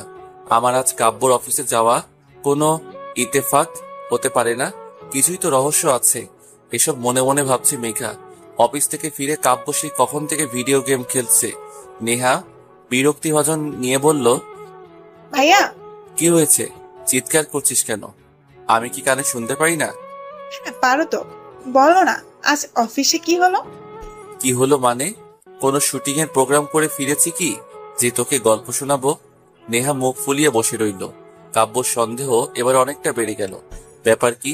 নেহার এত আগ্রহ কেন আজ অফিসে কি হয়েছে জানার জন্য? মেঘার সাথে দেখা হওয়াটা বারবার ইত্তেফাক নাকি অন্য ব্যাপার আছে? জানতে হচ্ছে বিষয়টা। নতুন জায়গায় সবার সাথে মিশতে একটু অদ্ভুত ফিল হয়, এটা স্বাভাবিক ব্যাপার। কিন্তু নতুন জায়গায় কোনো অপরিচিত ছেলে ড্যাব ড্যাব করে তাকিয়ে থাকে, তখন তা অস্বস্তিকর হয়ে ওঠে। হ্যাঁ ঠিক তাই, মেঘার সাথে এখন তাই হচ্ছে। নিজের ডেস্কে বসে ফাইল সিস্টেমটা চেক করছিল, ঠিক মেঘার থেকে কয়েক হাত ফাঁকে এই অফিসের একজন কলিগ মেঘাকে চোখ দিয়ে কি লেখাচ্ছে অনায়াসে। মেঘার ইচ্ছে করছে ওর চোখগুলো গুটিয়ে টেরা করে দেই। লুচ্চা কোনখানকার। মিস্টার কাব্য চৌধুরী আসতে সব মেয়ে হা হয়ে যে যার জায়গায় দাঁড়িয়ে পড়ল। জানি ডোনাল্ড ট্রাম্প হেঁটে আসছে। অবশ্য সবার ক্রাশ কাব্য স্যার। কাব্য স্যার চকলেট কালারের একটা টি শার্ট পরেছে, সাথে হলুদ জিন্স, গলায় টাইটা আটোসাটো করে বাঁধা, হাতে ব্ল্যাক বার্নের ঘড়ি, চোখটা লালচে কালারের সানগ্লাস। নিজের সিল্কি চুলগুলো ঠিক করতে করতে আসছেন। ওইদিকে নজর না দিয়ে নিজের কাজে মন দিল মেঘা। 15 দিন পর আমার মুক্তি ভাবতেই আনন্দ নিকেতন গিয়ে দেই দেই করে নাচ করতে মন যাচ্ছে। উফ, জমজমাট বিষয়। এই সবই ভাবছি মেঘা। মেঘা নিজের কাজ অতি মনোযোগ সহকারে করতে লাগলো। বিপত্তি ঘটলো তখন, যখন অফিসের মনিটরটা আর কাজ করছে না। এখনো অনেক কাজ। মেঘা এখানকার পিয়নকে ডেকে কথাটা বলতেই তিনি ম্যানেজারকে জানালেন বিষয়টা। ম্যানেজার গম্ভীরভাবে বলল, আই এম সরি, এটা যে রিপেয়ার করার কথা ছিল তা হয়তো লক্ষ্য করিনি, এর জন্য হয়তো এই হাল। কিন্তু স্যার, আমি তো কাজ করব, আমার অনেকটা কাজ এখনো পড়ে আছে। আপনি আমার সাথে চলুন। কি ব্যাপার ম্যানেজার সাহেব, আপনি হুট করে এখানে? স্যার, ওনার মনিটরটা হুট করে নষ্ট হয়ে গেছে, আর আপনার কেবিনে ছাড়া তো অন্য কোনো এক্সট্রা মনিটর নেই, তাই আমি বাধ্য হয়ে এক প্রকার নিয়ে আসলাম। কাব্য বিরক্ত হলেও কিছুই বলল না। ম্যানেজার সাহেব মেঘাকে বসিয়ে দিয়ে চলে গেছেন। এই রাক্ষসপুরীতে বসে স্বয়ং রাক্ষস রাজের সাথে বসে কাজ করছি। কত যে বিরক্তিকর পরিস্থিতি তা কোনো ভাষার দ্বারা ব্যাখ্যা করা সম্ভব না। অসম্ভব ব্যাপার স্যাপার সব। কিন্তু এক বিষয়ে খুব ভালো লাগছে, ওই ছেলেটার চেয়ে রাক্ষস রাজ বেটার। মনে মনে ভাবছে মেঘা নিজের মতো কাজ করে যাচ্ছে। সময় খুব কম, কাজ খুব বেশি। কাব্য স্যার নিজের মতো কাজ করছেন। কিবোর্ড চাপার শব্দ ছাড়া আর কোনো শব্দ ধ্বনিত হচ্ছে না। ক্যাফেটেরিয়ায় পাশাপাশি বসে আছে আকাশ আর নেহা। তাদের মাথায় একটা লক্ষ্য, কাব্য মেঘাকে এক করা। এত ভাবনা চিন্তা পরীক্ষার সময়ও করে না যতটা এখন বসে করছে। তোর মাথায় কোনো আইডিয়া আসলো? নেহা, এটা তোমার ভাষা, আমায় তুই কেন বলছো? যতদিন না তুই আমাদের ফ্যামিলিতে বলতে পারবি ততদিন আমি তোকে তুই বলবো। বাড়াবাড়ি হয়ে যাচ্ছে কিন্তু নেহা। বাড়াবাড়ির তুই দেখেছিস কি? এখন দেখাবো। ওরে বাবা, এখন আমাদের ঝগড়া না, এক থাকতে হবে। আমরা যদি আমার আপু তোমার ভাইয়ার মতো ঝগড়া করি তাহলে কি চলবে? তা ঠিক বলছো, কিন্তু আমি তুই বলবো ফাইনাল। আচ্ছা, আমরা তো ওদের দুজনে অফিসে পাঠিয়ে দিলাম, কিন্তু ওরা কি এক হবে নাকি? বুঝতে পারছি না, কিন্তু এটা বলতে পারি আমার ভাইয়া কোনো মেয়ের দিকে তাকানো তো দূরে, তাকে পাত্তা দিবে না। এই, তুমি কি বলতে চাও? আমার বোন ছেঁচড়া তোমার ভাইয়ের গলায় ঝুলে যাবে? আজব তো, আমি তা বলেছি নাকি? কি বলতে চাচ্ছ সেটাও তো ক্লিয়ার করে বলছো না। আচ্ছা, আমার ভাই যদি কিছুই না করে, তোমার বোনও যদি কিছুই না করে, তবে কেমনি কি? নেহার কথায় আকাশ নেহার দুজনে কপালে হাত দিয়ে বসে রইল। কাজ করতে করতে বড্ড ক্ষুধা লাগছে মেঘার, তাই ব্যাগ থেকে চকলেট বের করলো। চকলেটটা মুখে পুরে দিতেই সামনের দিকে তাকাতেই দেখলো কাব্য মেঘার দিকে ভ্রু কুচকে তাকিয়ে আছে। কোনো মতে চকলেটটা গলা ধকৃত করে বলল, আপনারও চাই নাকি? আমি বাচ্চা না, এসব আমি লাইক করি না। আচ্ছা, এইসব শুধু বাচ্চাদের খাবার কোন বইয়ে লেখা আছে একটু শুনি। স্টুপিড তোমাকেই বলবে। আপনি আমার কথার উত্তর দিতে পারবেন না সেটা বলুন। আমি কি তোমার সাথে কথা বলতে চেয়েছি? অদ্ভুত কথা বলতে বলেছে কে আপনাকে? I know I am cute, dashing, handsome, good looking person, তাই তোমার গায়ে পড়ে কথা বলতে ইচ্ছে হয়, তাই তো? কে বলেছে আপনি কিউট হ্যান ত্যান? আপনি তো পুরাই রাক্ষস। আপনার সাথে কথা বলতে যাব, তাও আমি? হোয়াট? এখন আমি কথা বলতে চাচ্ছি না। Don't disturb me. রাবিশ। অফিসের ক্লান্তিকর দিন শেষ করে বাসায় যাওয়ার পালা। মেঘা দাঁড়িয়ে আছে সিএনজি বা রিক্সার জন্য। হুট করে সেই অফিসের বিরক্তিভাজন লোকটা দাঁত কেলিয়ে মেঘার সামনে এসে দাঁড়ালো। মহা বিপত্তি বাঁধলো। হাই মিস, আমি তো আসিফ, তুমি তো মেঘা। এমন ভাবে তুমি বলছে জানি আমি ওর কলেজের ফ্রেন্ড। হাসি মুখে মাথা নেড়ে হ্যাঁ সূচক উত্তর দিল মেঘা। অফ, কেমন আছো তুমি? তুই গেলে আমি অনেক ভালো থাকবো। বিরক্ত হলেও আবার হাসি মুখে উত্তর দিল, জি ভালো। বাসার সবাই কেমন আছে? এমন ভাবে জিজ্ঞেস করছে বাসার সবাই কেমন আছে, জানি তুই আমার বাসায় সবার জন্য ত্রাণ পাঠাবি নাকি ডোনাল্ড ট্রাম্পকে পাঠিয়ে দিবি। হ্যাঁ ভালোই আছি। বিরক্তিকর ভাবে লোকটা কথা বলে যাচ্ছে। মেঘা পড়েছে মহা বিপদে। এই লোকটার ভাবসাব ভালো লাগছে না। এইদিকে কোনো রিক্সা সিএনজির উদ্দেশ্য পাচ্ছে না। মনে হচ্ছে শহরের সব অটো রিক্সা সিএনজির বাপ মারা গেছে, তার 40-এই সবাই চলে গেছে। গেট দিয়ে কাব্যর গাড়িটা বের হলো। ঠিক মেঘার পাশে এসে গাড়িটা থামায়। কাব্য গাড়ি দরজা খুলে দিয়ে হর্ন বাজাতে লাগলো। উফ, এই লোকটা কি ভালোভাবে বলতে পারে না আমি লিফট দিচ্ছি চলে আসো। এই মুহূর্তে এই লোকটার থেকে কাব্য বেটার অপশন। চারিদিকে অন্ধকার ঘনিয়ে আসছে। বিপদ আপদ কখন হবে, আর একা একটা মেয়ের জন্য বিপদ বলে কয়ে আসে না। মেঘা চট করে লোকটাকে পাশ কাটিয়ে কাব্যর গাড়িতে উঠে পড়ল। কাব্য নিজের মতো গাড়ি চালিয়ে যাচ্ছে। মেঘার দিকে তার কোনো ভ্রুক্ষেপ নেই বললেই চলে। উফ, সিটে গায়ে এড়িয়ে দিলাম। সারাদিনের ক্লান্তিতে চোখটি লেগে আসতেই ঘুমিয়ে পড়লাম। ফোনটা হচ্ছে সব ঝামেলার মাথা। মেঘা ঘুমের রাজ্য রানী হয়ে ঘুরে বেড়াচ্ছিল, আর তখনই তাতে বাধা হয়ে উত্তেজিত হয়ে ডেকে চলেছে মেঘার ফোনটা। চোখ মেলে ফোনটায় তুলতে, এই আপু, তুই কই? কেন? বাসায় যাচ্ছি। রাত 7টা বেজে গেছে আর তুই কেবল বলছিস আমি বাসায় যাচ্ছি। আকাশের কথায় মেঘার মাথায় আকাশ ভেঙে পড়ল। ফোন রেখে চারপাশ তাকিয়ে দেখলো মেঘা ঘুমানোর আগে যেখানে ছিল সেখানে আছে, আর কাব্য ড্রাইভিং সিটে চুপচাপ বসে আছে। এইদিকে আকাশ মনে হয় ফোন থেকে পারলে বেরিয়ে আসবে। তুই ফোন রাখ, জ্যামে আটকে আছি, আসছি। স্যার, আমরা কোথায়? যেখানে ছিলাম সেখানে আছি। কিন্তু কেন? আমি কি তোমার ড্রাইভার যে তুমি ঘুমাবা আর আমি ড্রাইভ করব? স্যার, এটা আগে বলতে পারতেন। এটা ঘুমানোর আগে ভাবা উচিত ছিল। ওকে স্যার, আমি ঘুমাবো না। প্লিজ এখন গাড়িটা স্টার্ট করেন।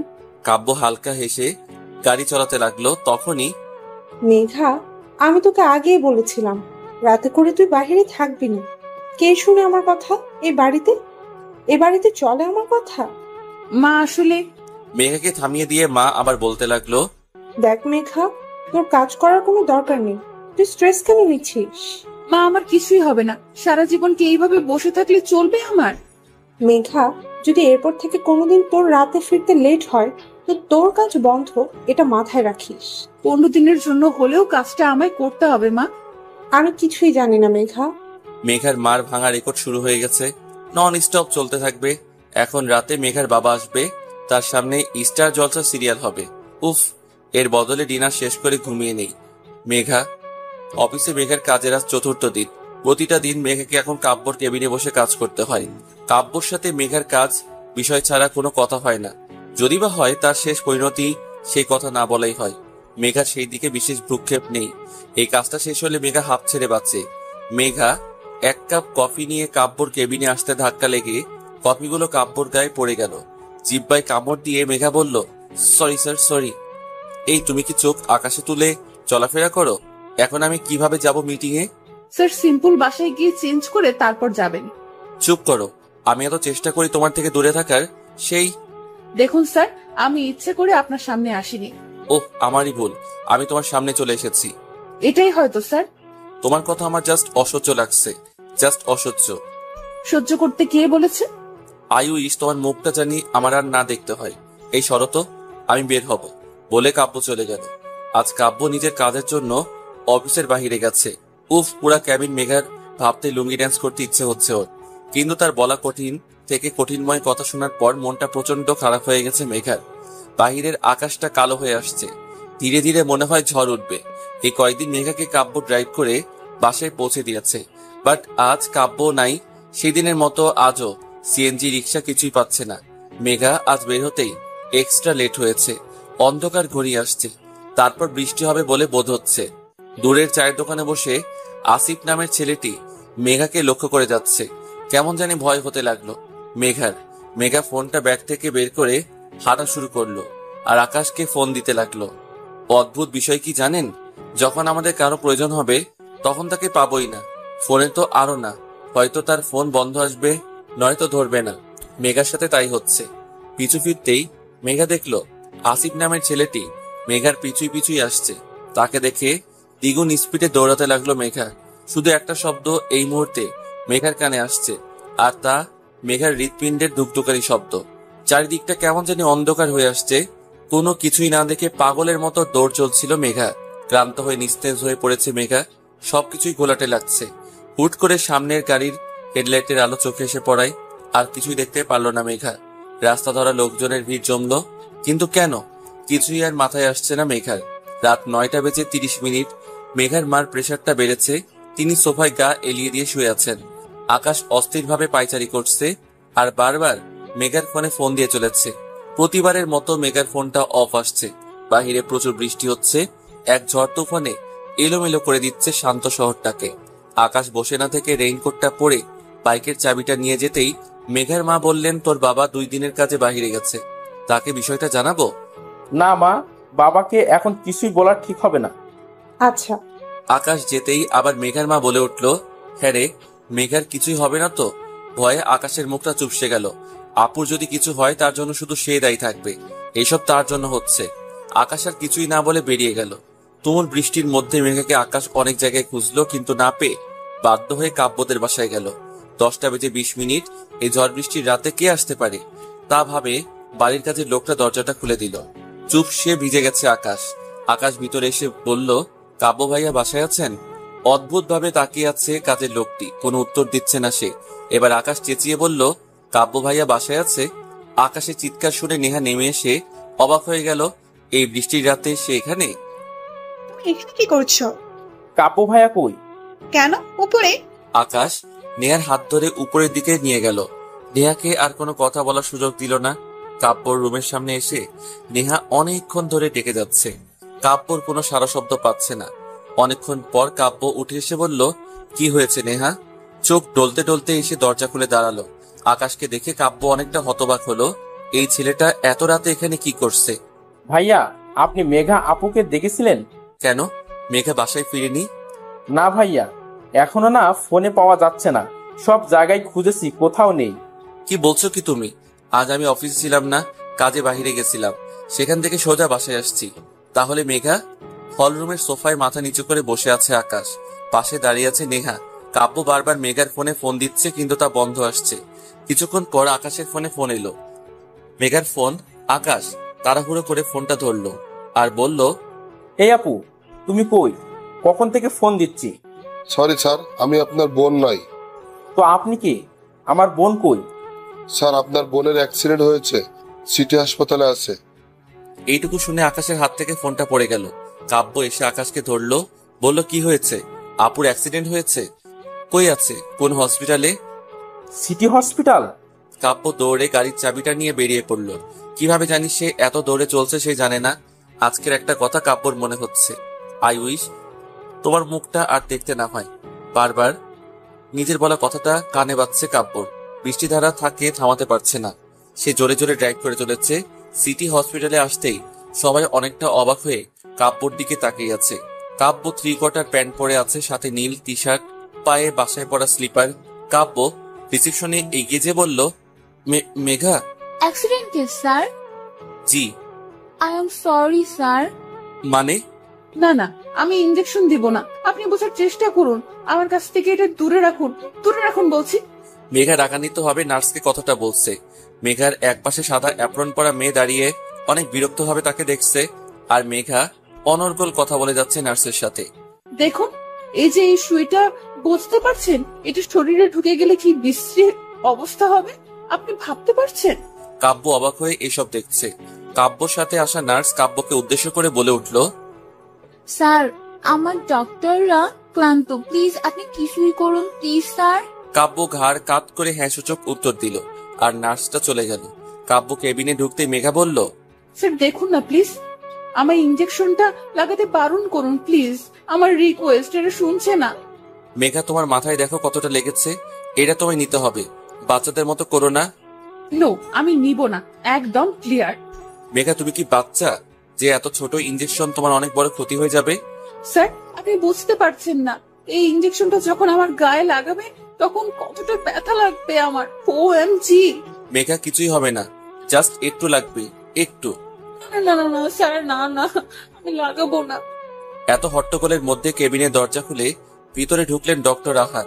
তিনি কাব্যর কাঁধে হাত রাখতে কাব্য উঠে দাঁড়ালো মেঘার বেড সাইডে। তিনি বসে মুচকি এসে মেঘাকে বললেন, আপনি চকলেট পছন্দ করেন? হ্যাঁ ডক্টর, খুবই। আপনার জন্য আমার কাছে চকলেট আছে। পা পকেট থেকে আহাদ চকলেট বের করে মেঘার দিকে বাড়িয়ে দিল। মেঘা চকলেট খাচ্ছে। আহাদ হাসি মুখে মেঘাকে জিজ্ঞেস করলো, আচ্ছা, আপনার নামটা তো জানাই হলো না। ও ডক্টর, আমার নাম মেঘা রহমান। আপনার? আমি ডক্টর আহাদ। আচ্ছা মিস মেঘা, আপনি কি রেসার? না তো। তাহলে আপনি রাস্তার মধ্যে দৌড় দিচ্ছিলেন কেন? যদি আমি ব্রেক না করতাম তখন আপনার কিছুই হলে তখন? আসলে ডক্টর, এই লোকটা আমার পিছু নিয়েছিল, আমি একটুতেই ঘাবড়ে যাই। আমার ছোট থেকে প্রবলেম, ভয় পেলে হুটহাট কিছুই করে বসি। আচ্ছা, আপনার পিছনে কোন লোকটা পড়েছিল? আসলে ডক্টর, আপনি চিনবেন না ওকে। গল্পের মাঝে আহাদের ইশারায় নার্স ইঞ্জেকশন লাগিয়ে দিল। কিছুক্ষণের ব্যবধানে আকাশ এসে উপস্থিত। আকাশ এসে অবাক হয়ে দেখলো মেঘাকে নার্স ইঞ্জেকশন লাগাচ্ছে আর মেঘা হাসি মুখে বসে আছে। দরজা ঠেলে ভিতরে এসেই বলল, আপু তোর ব্যথা লাগলো না? ব্যথা লাগবে কেন? ইনজেকশন লাগলে তো তোমার মহা ব্যথা অনুভব হয়। তাহলে কি তাহলে তাহলে করছিস আকাশ? নার্সগুলো মুখ টিপে হাসতে হাসতে বেরিয়ে গেল। ভ্রু কুচকে বলতে লাগলো, এই কি হলো, সবাই হাসতে হাসতে বের হয়ে গেল কেন? আপু তুমি ঠিক আছো তো? ওহ কেমন, আকাশ ও মেঘা ওর খারাপ থাকার কথা না, কিন্তু ওর জন্য আর বাকি সবাই খারাপ থাকবে ওকে? দেখুন স্যার, আপনি আমায় এভাবে বলতে পারেন না। আমি তোমায় বলিনি মেঘা। কিন্তু কথাটা তো আমার জন্য ছিল স্যার। ওয়াও, তুমি বুঝতে পেরেছো তাহলে? তোমার মতো বাচ্চা কাচ্চা মানুষ আবার কথা বোঝে? আমি মোটেও বাচ্চা নই। শাট আপ মেঘা, এটা একটা হসপিটাল, ঝগড়া করার প্লেস না। কিন্তু আপনি। Shut up. কাব্যর কথায় মুখ ফুলিয়ে বসে থাকলো মেঘা। কাব্য ডক্টর আহাদের সাথে হ্যান্ডশেক করতে করতে বলল, হ্যালো ডক্টর, আমি আয়ান মাহমুদ কাব্য চৌধুরী। হ্যালো, আমি মাসুদ রায়হান আহমেদ। ডক্টর আপনাকে মেনি মেনি থ্যাঙ্কস। আরে আপনি আমার লজ্জা দিচ্ছেন। এখন মিস্টার চৌধুরী, এটা তো আমার কর্তব্য। আচ্ছা, আমরা কি মেঘাকে বাসায় নিয়ে যেতে পারি? জি অবশ্যই, উনি বাসায় থাকলে তাড়াতাড়ি সুস্থ হয়ে যাবেন আর ওনার দিকে খেয়াল রাখবেন। এভাবে রাস্তাঘাটে দৌড়াদৌড়ি করলে বড় অ্যাক্সিডেন্ট হয়ে যেতে পারে। জি ডক্টর, এরপর আমরা ফুল খেয়াল রাখবো। এবার আমরা আসি। মিস্টার চৌধুরী, আমার মনে হচ্ছে আপনার একটু বেশি তাড়া আছে। যাই হোক, রিসেপশনে গিয়ে ফর্মটা পূরণ করে দিয়ে আসুন, তারপরে পেশেন্টকে নিয়ে যান। কাব্য আকাশকে উদ্দেশ্য করে বলল, তুমি ফর্মালিটি গুলো পূরণ করে আসো, আমি মেঘাকে নিয়ে বের হচ্ছি। আকাশ চলে গেল। ডক্টর মেঘার দিকে এগিয়ে এসে বলল, তো মিস মেঘা, আমাদের আর দেখা হচ্ছে না তাহলে? তা কেন ডাক্তার, আপনি আমার জীবন বাঁচিয়েছেন, আপনার সাথে তো ফ্রেন্ডশিপ করা যায়। জি, আপনি চাইলে অবশ্যই করণীয় এটা। কাব্যর আহাতকে পছন্দ হচ্ছে না, তার মতো সে নিত্যন্ত গায়ে পড়া ছেলে, তার মধ্যে এই কথাগুলো আরো ভালো লাগছে না। কাব্য এগিয়ে এসে বলল, মেঘা উঠো উঠো, আমাদের যেতে হবে। মেঘা অবাক হয়ে বলল, হ্যাঁ স্যার আমি উঠছি তো। উফ, আন্টি টেনশন করছে, তুমি বুঝতে পারছো না, এখনই যেতে হবে। মেঘা ডক্টরকে আরো কিছুই বলতে যাবে, তখন কাব্য মেঘাকে থামিয়ে দিয়ে বলল, ডক্টর আপনার সাথে আমরা অন্য সময় মিট করব, এখন তো আমাদের আসতে হচ্ছে, সরি ডক্টর। মেঘা তুমি এখনো বসে, চলো চলো। কাব্য মেঘাকে নিয়ে বেরিয়ে গেল। আহাদ মেঘার যাওয়ার পানে তাকিয়ে আছে। অদ্ভুতভাবে মেয়েটা তার ভালো লেগে গেছে। কাব্য মেঘাদের ড্রয়িং রুমে সোফায় বসে, তার অদ্ভুত লাগছে। পরনে 3/4 প্যান্ট, সাথে টি শার্ট। মেঘার মা কাব্যকে বলতে লাগলো, তুমি না থাকলে কি যে হতো বাবা। মেঘা তার মাকে বাধা দিয়ে বলল, স্যার কিছুই করেননি, সব তো করেছেন ডক্টর আহাদ। উনি তো মেঘাকে। কাব্য থামিয়ে দিয়ে বলল, আন্টি আপনি টেনশন করবেন না, কাল থেকে আমার ড্রাইভার মেঘাকে ড্রপ করে নিয়ে যাবে, আসবে। কাব্য, তুমি যে কথাটা শুনিয়ে কতটা শান্তি দিলে আমায়, তা বলার মতো না। দেখো কখন থেকে কথা বলে যাচ্ছি, আমি তোমার জন্য চা নিয়ে আসি। আন্টি, আপনি ব্যস্ত হবেন না, এত রাতে আর কিছুই করতে হবে না আপনাকে। আমি অন্যদিন এসে আপনার হাতের চা খেয়ে যাব। আর এখন আপনি একটু রেস্ট নিন, আমি উঠি। কাব্য চলে গেল।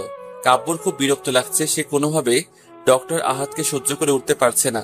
তাকে সহ্য না করার কোনো কারণও খুঁজে পাচ্ছে না। এই বিষয় নিয়ে সে বেশ চিন্তিত। তখনই মা, তোমার কি দরকার ছিল বলো তো কাব্য স্যারকে বলার আমি তার গাড়িতে যাব? মেঘা, তুই বেশি বুঝিস না। কাব্য যা বলছে তোর ভালোর জন্য বলছে। মা, সে আমায় ভালো বোঝার কে? আকাশ আছে না, ও আমায় অফিসে দিয়ে আসবে, নিয়ে আসবে। অন্য কারো সাহায্য আমি কেন নিব? দেখ মেঘা, তুই এভাবে যেতে পারলে যা, না হলে তোর কাজ করার কোনো দরকার নেই, বাসায় থাক। মা, আমার কথা আমি বলে দিয়েছি, এখন তোর যেতে হলে যা, থাকতে হলে থাক। মাকে বোঝানো অসম্ভব। মা একবার যেটা বুঝেছেন সেটা তিনি করবেন, তাকে বলে কোনো লাভ হবে? শুধু শুধু বৃথা চেষ্টা। মেঘা বাধ্য হয়ে কাব্যর পাঠানো গাড়ি করে অফিসে আসলো। অফিসে ঢুকতে একটা গন্ডগোল হচ্ছে তা বেশ আন্দাজ করতে পারলো মেঘা। কাব্য আজ কালো কোট প্যান্ট পরেছেন, তার স্ট্রেট করা চুল, হাতে হোয়াইট চেইনের ঘড়ি। কাব্যর এইরকম মার্কা ফেসে ওর আগের আবির্ভাব বেশ পরিলক্ষিত। আরে রে, এই লোকটা বোধহয় না রেগে থাকতে পারে না। রাগ ওনার ফেভারিট মোড। কি হচ্ছে জানার জন্য এগিয়ে আসলো মেঘা। মেঘা চমকে উঠল। ওই আসিফ নামের ছেলেটি মাথা নিচু করে দাঁড়িয়ে আছে। মেঘা তো কাব্যকে কিছুই বলেনি, তাহলে তিনি কি অন্য কিছু নিয়ে কথা বলছেন ছেলেটার সাথে? এই যে মেঘা। কাব্য মেঘাকে ডাক দিলেন। মেঘা তার দিকে এগিয়ে আসতে বলল, জুতা খুলো মেঘা। কেন? জুতা কেন খুলতে যাব স্যার? আমি বলেছি তাই খুলবা, এত প্রশ্ন করছো কেন? এই লোকটা কোনো কথা ঠিকঠাক বলতে পারে না। ঘুরিয়ে পিছিয়ে জিলিপির প্যাচ করতে হবে। আমার তো মনে হয় জিলিপির প্যাচ উনি আবিষ্কার করেছেন। মেঘা, তোমার ভাবনা চিন্তা শেষ হয়েছে? জি জি স্যার। মেঘা মনে মনে ভাবছে, তাও টের পেয়ে যাচ্ছে না জুতাটা খুলে নেই। জুতাটা খুলে হাতে ধরতেই কাব্য আবার বলে উঠলো, যাও মেঘা মারো। মেঘা হা হয়ে কাব্যর দিকে তাকালো। কাব্য কি বলতে চাচ্ছে? মেঘা এখন এই জুতা দিয়ে ওই লোকটাকে মারবে? আরে জ্বালা, আমি তো জীবনে একটা মশাকে মারিনি, মশারও তো ফ্যামিলি আছে। এর কথা ভেবে আর উনি বলছেন আমি ওই ছেলেটাকে মারবো? মনে মনে ভাবছে মেঘা। কি হলো মেঘা, তুমি দাঁড়িয়ে আছো কেন? আমার কথা কি তোমার কানে যাচ্ছে না? মেঘা ঢোক গিলে এগিয়ে গেল, কারণ মেঘা যদি না যায় কাব্য এখন ফায়ারফক্স এর মতো ফায়ারিং করবে। মেঘা জুতা হাতে কাঁচোমাচো হয়ে দাঁড়িয়ে আছে। এখন কি আমি এই লোকটাকে জুতা দিয়ে চড় মারবো? সাংঘাতিক ব্যাপার সেপার। হুট করে কাব্য মেঘার ঠিক আমার পিছনে দাঁড়িয়ে পড়লো। আর মেঘা তার দিকে তাকাতেই কাব্য মেঘার হাত ধরে আসিফ নামের ছেলেটাকে পটাশ পটাশ করে সশব্দে দুইটা চড় বসিয়ে দিল। কাব্য মেঘার হাত ছেড়ে দিতেই মেঘা সরে দাঁড়ালো। আসিফ কিছুই বলতে যাবে, তখনই তাকে দারোয়ান দিয়ে গলাধকরণ করে বের করে দেওয়া হলো।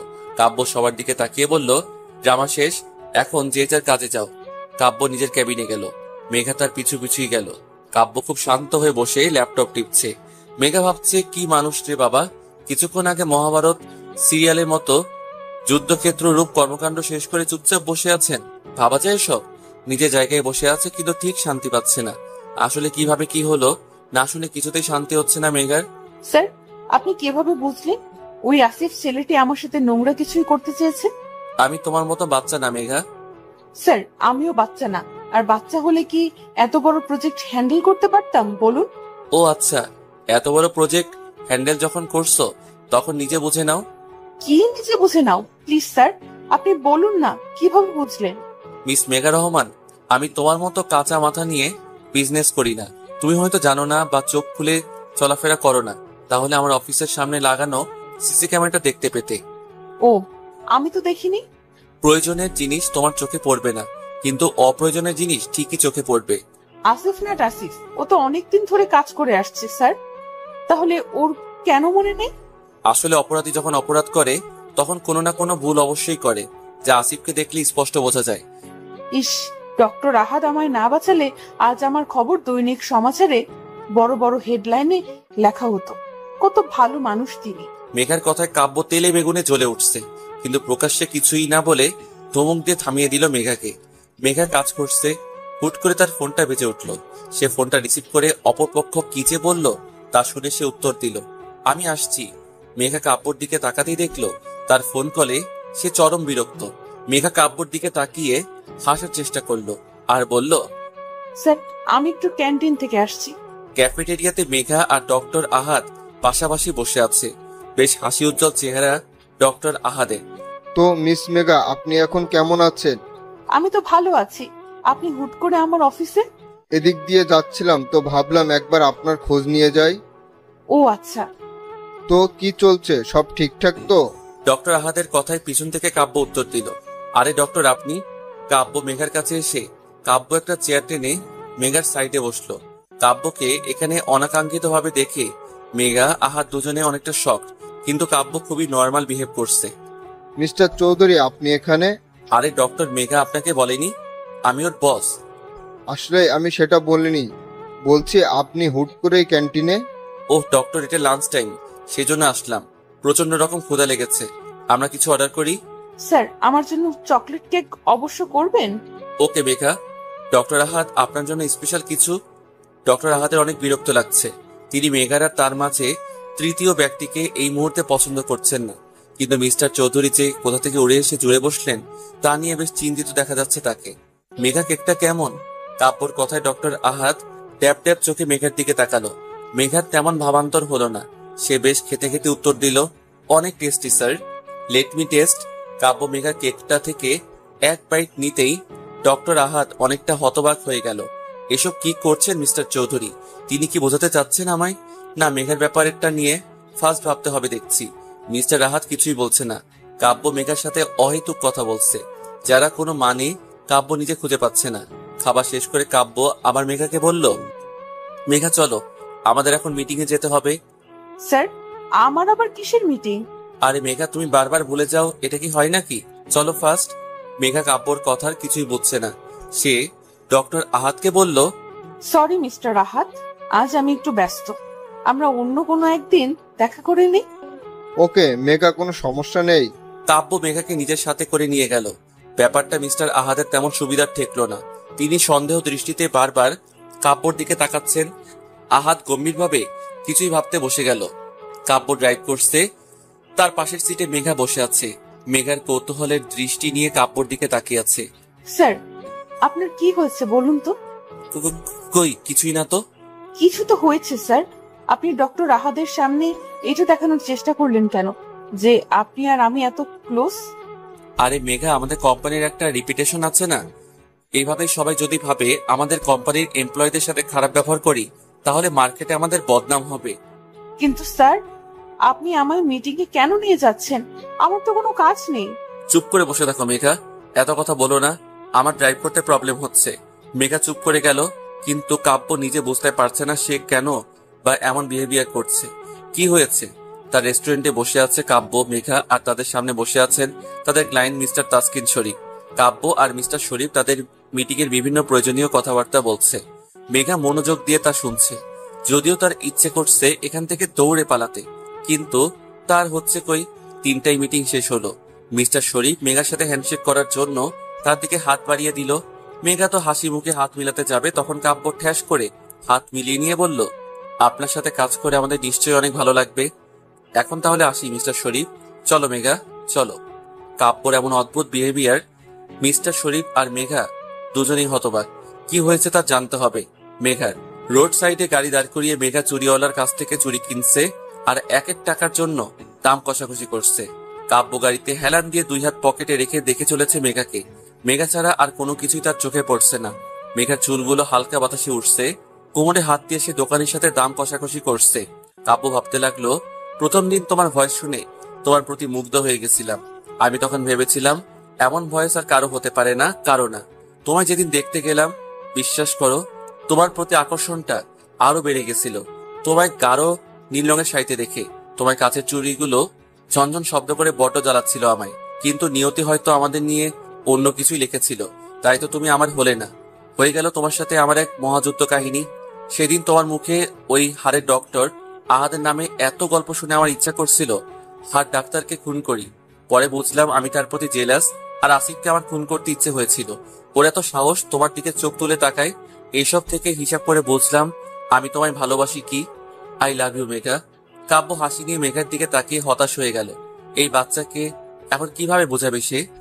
1 ডজন চুরির জন্য কিভাবে ঝগড়া করছে আল্লাহ, এই পিচিটাকে আমার ভালোবাসতে হলো। কাব্য মেঘার কাছে এগিয়ে গিয়ে চুড়িওয়ালার পুরা ঝুড়িটা তুলে মেঘার হাতে দিল। চুরির দামের দ্বিগুণ টাকা চুড়িওয়ালাকে দিল। খুশিতে গদগদ হয়ে চুড়িওয়ালা চলে গেল। মেঘা ড্যাব ড্যাব চোখে কাপড় দিকে তাকিয়ে আছে। তখনই, স্যার এতগুলো চুরির আমি কি করব? রাখতে হলে রাখো, না হয় ফেলে দাও। স্যার আপনি কি পাগল নাকি? এতগুলো টাকা দিয়ে কিনে ফেলে দিব? তাহলে রাখো নিজের কাছে। স্যার আপনি আমায় এত চুরি কিনে দিচ্ছেনই বা কেন? তুমি না আমার কাছে 20 টাকা পাও? পাই তো। কেন স্যার, ওই টাকা তো কি এখন আমায় দেবেন? না, এখন তুমি আমায় চুরির টাকা দিবা মিস মেঘা। কি? আমি কি আপনার কাছে 3000 টাকার চুরি কিনে চেয়েছি? আমি আপনার চুরি নিবই না, বুঝলেন? নামো। কাব্য গাড়ি থামিয়ে মেঘাকে নামতে বলল। মেঘা অবাক হয়ে কাব্যর দিকে তাকালো আর বলল, কেন? চুরি ঝুড়িটা নাও আর নামো গাড়ি থেকে। মেঘা অবাক হয়ে ঝুড়িটা নিয়ে নামলো আর কাব্যর দিকে হা করে তাকিয়ে আছে। মিস মেঘা, এখন তুমি ভাবো আমার 3000 টাকা কিভাবে দিবে? টেবিল মার্কা হাসি দিয়ে কাব্য গাড়ি নিয়ে মেঘার সামনে শো করে চলে গেল। কি হলো এটা বোঝার জন্য মেঘা চারদিকে তাকাতে দেখলো এ কি, কাব্য মেঘাকে ওর বাসার সামনে নামিয়ে দিয়ে এত সহজে চুরি ধরিয়ে দিয়ে চলে গেল। আর মেঘা বোকার মতো বক বক করে আস্তে আস্তে বাহিরের দিকে খেয়াল করলো না। মেঘা ভাবলো না এখন চুপচাপ বাসায় ঢুকতে হবে। মা যদি আমার হাতে এই ঝুড়ি দেখে তাহলে তো এলাহি কাণ্ড বেঁধে দিবে।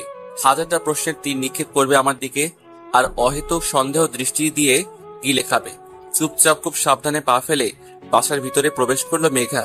নিজের রুমে এসে দীর্ঘ নিঃশ্বাস ছাড়লো। যাক বাবা, বাঁচা গেল। আকাশ আমার কথা শুনে, আকাশ শোনো, দাঁড়াও, কোথায় যাচ্ছ তুমি? নেহা, আমাকে যেতে দাও। তোমার সাথে আমি আর কোনো কথা বলতে চাই না, প্লিজ। কি হয়েছে আকাশ, তুমি এভাবে বলছো কেন? দেখো নেহা, তোমার জন্য আমি আমার বেচারি বোনটার এই অবস্থা করেছি। শুধুমাত্র আমার জন্য মাকে এত টেনশন কাটাতে হয়েছে। আমার জন্য আপু এত বড় বিপদের মুখ থেকে ফিরে এসেছে। প্লিজ নেহা, আমি আর কিছুই করতে পারবো না। আমার বোনকে আমি ভালোবাসি, তার ক্ষতি আমি আর করতে পারি না। ঠিক আছে আকাশ, আমরা আর এসব করব না, ফাইন? না নেহা, তুমি আমায় ভুলে যাও। তোমার ফ্যামিলি কখনো আমায় মেনে নিবে না। প্লিজ আমায় ভুলে যাও। তুমি অন্য কোনো বড়লোক বাবার ছেলেকে বিয়ে করে সুখে থাকো। আকাশ, তুমি আমাকে এভাবে বলছো? আমি বাধ্য হচ্ছি নেহা, পরিস্থিতি এর জন্য আমি বাধ্য হয়েছি। নতুন কাউকে পেয়েছো? সি নেহা, তুমি আমায় এমন ছেলে ভাবো? আমি আর কাউকে নিজের জীবনের সাথে জড়াবো না। নেহা, সত্যি বলতে আমি পারবো না। তাহলে কি আমি আর কোনোদিন তোমার সাথে কথা বলতে পারবো না? না, আজ থেকে তুমি আমার সাথে যোগাযোগ করার চেষ্টা করো না। ভালো থেকো। আকাশ চলে যাচ্ছে।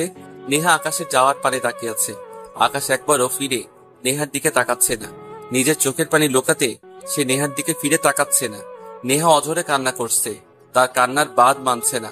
চিৎকার করে কান্না করতে পারলে আজ একটু শান্তি পেত সে। কাব্য গুনগুন করে গান গাচ্ছে আর পকেটে হাত দিয়ে নেহার রুমের দিকে যাচ্ছে। প্রেমে পড়েছি আমি, প্রেমে পড়েছি, প্রথম দেখাতে তার প্রেমে পড়েছি। কাব্য গান গাচ্ছে, নেহা মুখ ফুলিয়ে বসে আছে। নেহা বিরক্ত নিয়ে বলল, ইয়া, কি শুরু করলি তুই? এই তো সমস্যা কি? সমস্যা আমার না, তোর। আমার সমস্যা থাকলে এত সুন্দর গান গাইতাম বল? তোর সমস্যা, তুই নিয়ে ভাগে এখান থেকে, আমার মুড অফ। বোন শোন না, প্রেমে পড়েছি, আমি প্রেমে পড়েছি। অনেক সুন্দর গান ভাইয়া, এখন যা। এই তুই কি বুঝছিস না আমার অবস্থা? শুনতে পাচ্ছিস না তুই? কি শুনবো? মনের কথা। কই গিয়ে শুনবো? দুয়ারে গিয়ে শোন। হ্যাঁ, খেয়ে দিয়ে কাজ নেই, এই রাতের বেলা আমি মানুষের মার খেতে যাই। মায়ের কেন খাবি? এখন মানুষের দুয়ারে গিয়ে নক করলে আমায় মার না দিয়ে কি দুধ ভাত দেবে? কাব্য নেহার মাথার পিছনে মেরে বলল, ওরে গাধির আম্মা, আমি তোকে আমার মনের কথা শুনতে বলেছি। আমার মনের দুয়ারে গিয়ে ডাফার। আচ্ছা, ওফ, চিৎকার করছিস কেন? তোর মতো গাধির আম্মার কাছে আমি কথা শেয়ার করতে আসছি, যা বলবোই না। আরে ভাই ভাই, রাগ করিস না, প্লিজ বল, প্লিজ। আমি না। কি? ইস কি লজ্জা, কি লজ্জা। ভাই, নতুন বইয়ের মতো লজ্জা পাস কেন বলতো তুই? আমি না মেঘাকে ভালোবেসে ফেলেছি। কি? সত্যি সত্যি ভাইয়া? কি হলো, তুই এত খুশিতে লাফাচ্ছিস কেন? আরে ভাই, খুশিতে খুশিতে মেঘলা ভাবি আমার ভাবতে। এত খুশি হওয়ার কিছুই নেই। এখনো মেঘা জানে না আমি ওকে ভালোবাসি। আরে ভাইয়া, নো টেনশন, ভাবি পটে যাবে তো। সত্যি তো? সত্যি। 1000 মে মেরা বেহনা হ্যাঁ। হয়েছে, পাম না দিয়ে যাও, ফুটো। কাব্য আবার গান গাইতে গাইতে চলে গেল। প্রেমে পড়েছি আমি, প্রেমে পড়েছি, প্রথম দেখাতে তার প্রেমে পড়েছি, প্রেমে পড়েছি আমি, প্রেমে পড়েছি, প্রেমে পড়েছি। সে যে রূপে অপরূপা অনন্যা, পৃথিবীতে নাই তার কোনো তুলনা। প্রেমে পড়েছি আমি, প্রেমে পড়েছি। কাব্য যেতেই নেহা খুশিতে আকাশকে ফোন দিল। আকাশ ফোন তুলে বলল, আমি তোমায় মানা করছি না নেহা, আমায় ফোন দিতে প্লিজ। আমি তোমার কোনো কথা শুনতে চাই না, প্লিজ আমায় ছেড়ে দাও প্লিজ। নেহাকে কিছুই বলার সুযোগ না দিয়ে আকাশ ফোনটা কেটে দিল। শালা, তোকে কাল ভার্সিটিতে দেখাচ্ছি। নেহার আগে ফোনটা রেখে ঘুমাতে চলে গেল। ঘড়ির কাঁটায় 12টা বেজে 10 মিনিট। বালিশের নিচে থাকা ফোনটা চিৎকার করে বেজে উঠছে। দুইটা জিনিস মানুষের শান্তি হারাম করতে পারে, এক মাঝরাতে কারো আগমন, আর দুই এই মাঝরাতের ফোন। মেঘা চোখ ডলতে ডলতে ফোনটা তুললো। অপর পাশ থেকে একজন প্রায় চিৎকার করে বলল, এত টাইম লাগে কেন ফোন ধরতে? ও তুমি কি ঘুমাচ্ছিলে? মেজাজটা 99 সেলসিয়াস মাত্রায় বেড়ে গেল মেঘার। কি বলে, রাত 12টায় ফোন দিয়ে বলে ঘুমাচ্ছ? বিরক্ত মাখা কণ্ঠে বলল, না তো, আমি তো ডান্স করছিলাম। এত রাতে তুমি ডান্স কেন করছো মেঘা? আমার ইচ্ছা, আপনার কি? আপনি কে? আমি কে? মেঘা, মাথাটা গরম করো না তো। আপনার মাথা গরম হলে আমার কি? মেঘা, বাড়াবাড়ি হচ্ছে কিন্তু। আমি বাড়াবাড়ি করছি, তাতে আপনার কি? মেঘা, এর ফল কিন্তু তোমাকে ভোগ করতে হবে। আমায় ফল ভুগতে হবে, তাতে আপনার কি? মেঘা, আমি রেগে গেলে কিন্তু যা ইচ্ছা তাই করব। আপনি যা ইচ্ছা হয় তাই করুন, তাতে আমার কি? ঠিক আছে, ওয়েট অ্যান্ড ওয়াচ বলে কাব্য ফোনটা কেটে দিল। মেঘা আবার ঘুমে তলিয়ে গেল। 1 মিনিট লাগে না তার ঘুমাতে, একদম ঘুম পড়ি। তারপরে ঘুমের মধ্যে অনেকক্ষণ থেকে বুঝতে পারছে মেঘা কিছু একটা ওকে স্পর্শ করছে, কিন্তু চোখ করে দেখার সময় কই। মেঘারও তো ঘুমে ব্যস্ত, মহাব্যস্ত। স্পষ্ট কারো ঠোঁটের ছোঁয়া নিজের কপালে অনুভব করলো মেঘা। তার ছোঁয়ায় পুরো শরীরটা হিম ঠান্ডা হয়ে গেল। মুহূর্তেই মেঘার ঘুম ছুটে পালালো। দেখলো এক ছায়ামূর্তি ঠিক ওর পাশে বসে আছে। ছায়ামূর্তি বললে ভুল হবে, ছায়া মানব ওর দিকে এগিয়ে আসছে। মেঘা জোরে চিৎকার দিতে যাবে, তখনই খপ করে মেঘার মুখে হাত দিয়ে চেপে ধরলো। নাইট লাইটের আলোয় মানুষটার মুখ দেখে দ্বিগুণ ভোল্টেজের শক খেলো মেঘা। এমা, এ তো কাব্য স্যার। এত রাতে আমার বাসায় কি করছে? কেউ দেখলে কি ভাববে আমায়? কাব্য মেঘার মুখ খুব শক্ত করে চেপে ধরে মেঘার পাশে শুয়ে মেঘার দিকে মিটমিট করে হেসে চলেছে। কাব্য মেঘাকে ছেড়ে দিতেই, স্যার, আপনি এখানে কি করছেন? মেঘার দিকে দ্বিগুণ ফিসফিস করে বলল, আমার যা ইচ্ছা হয় করতে বললা, আর এখন ইচ্ছে হয়েছে তাই এখানে আসছি। কি? আপনি এত রাতে আমার রুমে আসবেন? কেউ দেখলে কি ভাববে? সেটা তোমার সমস্যা, তাতে আমার কি? দেখুন স্যার, আমার ভুল হয়েছে, আপনার সাথে লাগা উচিত হয়নি। আপনি ইগো বজায় রাখার জন্য শক করতে রাজি। এখন আমি যাব না, এখানেই থাকবো। কি? স্যার প্লিজ প্লিজ, আপনি যান প্লিজ। তুমি কি আমার বউ না গার্লফ্রেন্ড যে আমি তোমার কথা শুনবো? আপনি যদি ভালো ভালোই না যান তো তো কি করবা শুনি? আমি চেঁচিয়ে সবাইকে ডাকবো আর বলবো আপনি আমার রুমে জোর করে ঢুকে এসেছেন। আমি বলবো তুমি আমায় ফোন করে আসতে বলেছো। আমার ফোন লিস্টটা দেখিয়ে দিব। আল্লাহ, কোন বিপদে ফেললে আমায়। আচ্ছা স্যার, আপনি যা বলবেন আমি তাই করবো। কাব্য পা দোলাচ্ছিল। মেঘার কথায় রীতিমতো খুব উৎসাহের সঙ্গে এগিয়ে এসে বলল, যা বলবো তাই করবা? হ্যাঁ স্যার, তাই করব, বলেন। মেঘা কাব্যর হাত ধরে টেনে তুললো আর প্রায় ধাক্কাধাক্কি করে বেলকনিতে নিয়ে গেল। স্যার এখন আপনি যান প্লিজ স্যার। এমন ধাক্কা দিয়ে বের করছো কেন?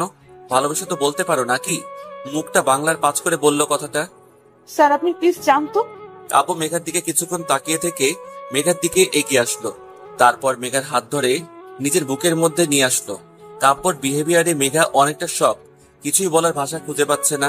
কাব্য আস্তে আস্তে নিজের গালের সাথে মেঘার গাল ছোয়ালো। মেঘার কানের কাছে মুখ দিয়ে ফিসফিস করে বলল, কালো নীল শাড়ি আর হাত ভর্তি কাচের চুড়ি পরে আমার সামনে দাঁড়াবা, আর এটাই তোমার শাস্তি।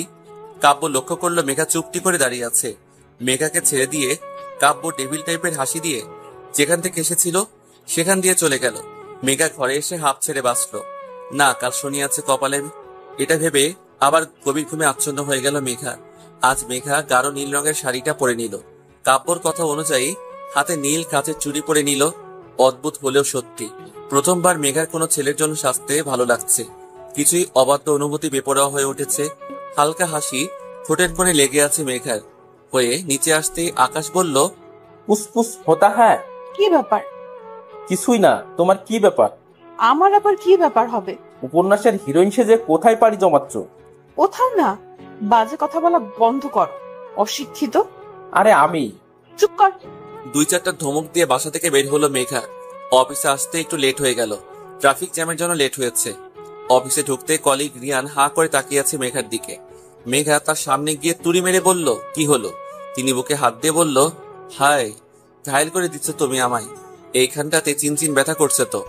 ও আচ্ছা, তাহলে আজকে ডাক্তারের কাছে যান। মেঘা কাব্যর কেবিনে ঢুকে দেখলো কাব্য রাগে প্রদীপের মতো জ্বলজ্বল করছে। মেঘা ভাবছে, এখন আমি আবার কি করলাম? এই লোকটা না আশ্চর্যজনক। ধ্যাত, যা করে করুক, ভালো ভালোই 2 দিন কেটে গেলে বাঁচি। ইজি চেয়ারে গা এলিয়ে দিয়ে বসলো মেঘা। কাব্য রেগে গেলেও কিছুই বলছে না, অদ্ভুত নিজের মতো কাজ করে চলেছে। মেঘার আর কি, ও ওর কাজগুলো করে নিলে বাঁচে। ভার্সিটির বটতলায় আকাশ বসে আড্ডা দিচ্ছিল। নেহা আসতেই সে উঠে চলে যেতে লাগলো। নেহা পথ আগলে ধরলো। আকাশ, আমার কথাটা শোনো প্লিজ। না নেহা, আমি তোমার কোনো কথা শুনতে চাই না প্লিজ। আকাশ, ভাইয়া মেঘা আপুকে ভালোবাসে। তাতে কি, আমার বোন তো বাসে না। মানে আপু যাতে ভাইয়ার প্রেমে পড়ে, তা তো তোমাকেই প্ল্যান করতে হবে। প্লিজ নেহা, আমি কিছুই পারবো না, প্লিজ তুমি আমার পিছু ছেড়ে দাও প্লিজ। আকাশের কথা না বাড়িয়ে চলে গেল। নেহা দাঁড়িয়ে থেকে আকাশের যাওয়ার পানে তাকিয়ে আছে। আজ এই আকাশটাকে চিনতে নেহার বড্ড কষ্ট হচ্ছে। কাজের মাঝে মনে হয় মেঘার বাধাস্বরূপ। মেঘার বেহায় ফোনটা ভ্যা করে উঠল। কাব্য মেঘার দিকে ভ্রু কুচকে তাকালো, আর একবার ফোনের স্ক্রিনের দিকে তাকাতেই মেঘা ফোনটা হাতে নিয়ে বলল, কে? আরে মেঘা, আমি আহাদ বলছি। ও ডাক্তার, আপনি? হ্যাঁ বলুন। মেঘা, এখন একটু তোমার সময় হবে? কেন বলুন তো ডক্টর? আমার তোমার সাথে খুব প্রয়োজনীয় কথা ছিল। খুব প্রয়োজনীয়? কি? হ্যাঁ মেঘা, খুব। আচ্ছা, আপনি কোথায় এখন? তোমার অফিস ক্যান্টিনে আছি। আচ্ছা, আমি আসছি, জাস্ট 5 মিনিট। মেঘা ফোন রাখে আর চোখে দেখলো কাব্য খুব মনোযোগ সহকারে এখন নিজের কাজে ব্যস্ত হয়ে পড়েছে। মেঘা ফোনটা নিয়ে কিছুক্ষণ ভাবলো, তারপর কেবিন থেকে বেরিয়ে ক্যান্টিনের উদ্দেশ্যে গেল। মেঘা আহাদের সামনে আসতেই আহাদ হা হয়ে তাকিয়ে আছে। মেঘা আজ এত সুন্দর লাগছে যে কেউ দেখলে প্রেমে পড়ে যাবে। বাঙালি মেয়েরা যত আধুনিক পোশাক আশাক পরুক না কেন, নারীকে তো সবসময় শাড়িতে অপরূপা অননা লাগে। মেঘা আহাদের সামনের চেয়ারে বসে পড়ল। বলুন ডক্টর, আমায় কেন ডেকেছেন? কিছু না। কিছুই না মানে? ফোনে বললেন আপনার অনেক প্রয়োজনীয় কথা আছে, এখনই বলতে হবে আপনাকে। তাই তো আমি কাজ ফেলে আপনার কাছে আসলাম। আমার জন্য এসো। হ্যাঁ, আপনার জন্য। মেঘা, তোমায় আজ অনেক সুন্দর লাগছে, যা বর্ণনা করার ভাষা পাচ্ছি না। ধন্যবাদ ডক্টর। আসলে মেঘা, আমার না একটা সমস্যা হচ্ছে। তোমার সাথে দেখা হওয়ার পর থেকে সমস্যাটা হচ্ছে আমার। কি ধরনের সমস্যা বলুন তো? তোমাকে দেখলে আমার বুকের মধ্যে প্রচন্ডভাবে ব্যথা অনুভব করি। মেঘা আহাদকে কিছুই বলতে যাবে, তখন কোথা থেকে কাব্য এসে মেঘার হাত ধরে হিড় করে টেনে নিয়ে যাচ্ছে। ডক্টর আহাদ ব্যাপারটা বুঝতে পারছেন না। মেঘা শুধু বলছে, স্যার ছাড়ুন, আমার হাতে লাগছে, প্লিজ ছাড়ুন স্যার। কাব্য মেঘার কোনো কথা না শুনে মেঘাকে টেনে গাড়িতে তুললো। তারপর সোজা নিজের বাসায় নিজের রুমে এনে মেঘাকে বিছানায় ছুঁড়ে ফেলে দিল। কাব্যর ঘরে থাকা জলপরি শোপিসটা ফ্লোরে আছড়ে ফেলে দিল। মুহূর্তে বিকট শব্দে টুকরো টুকরো হয়ে ভেঙে গেল শোপিসটা। কাব্য মেঘার বাহুতে হাত দিয়ে টেনে তুললো। এত শক্ত করে ধরছে, বোধহয় তার উদ্দেশ্য হাড়গুলো গুঁড়া পাউডার করা। আর বলল, এই মেয়ে, তোমার কত ছেলে লাগে বলো বলো? অফিসে ওই রিয়ানের সাথে গায়ে পড়ে হেসে কথা বলছিলে, তারপর ওই হাড়ের ডক্টর আহাদের সাথে। ছি! স্যার ছাড়ুন আমায়, আমার যার সাথে ইচ্ছা আমি তার সাথে কথা বলবো, আপনার কি? আমার কি? কাব্য মেঘাকে ছেড়ে দিয়ে নিজের চুলগুলো শক্ত করে ধরলো, পাগলের মতো এদিক ওদিক করছে। আমার কি?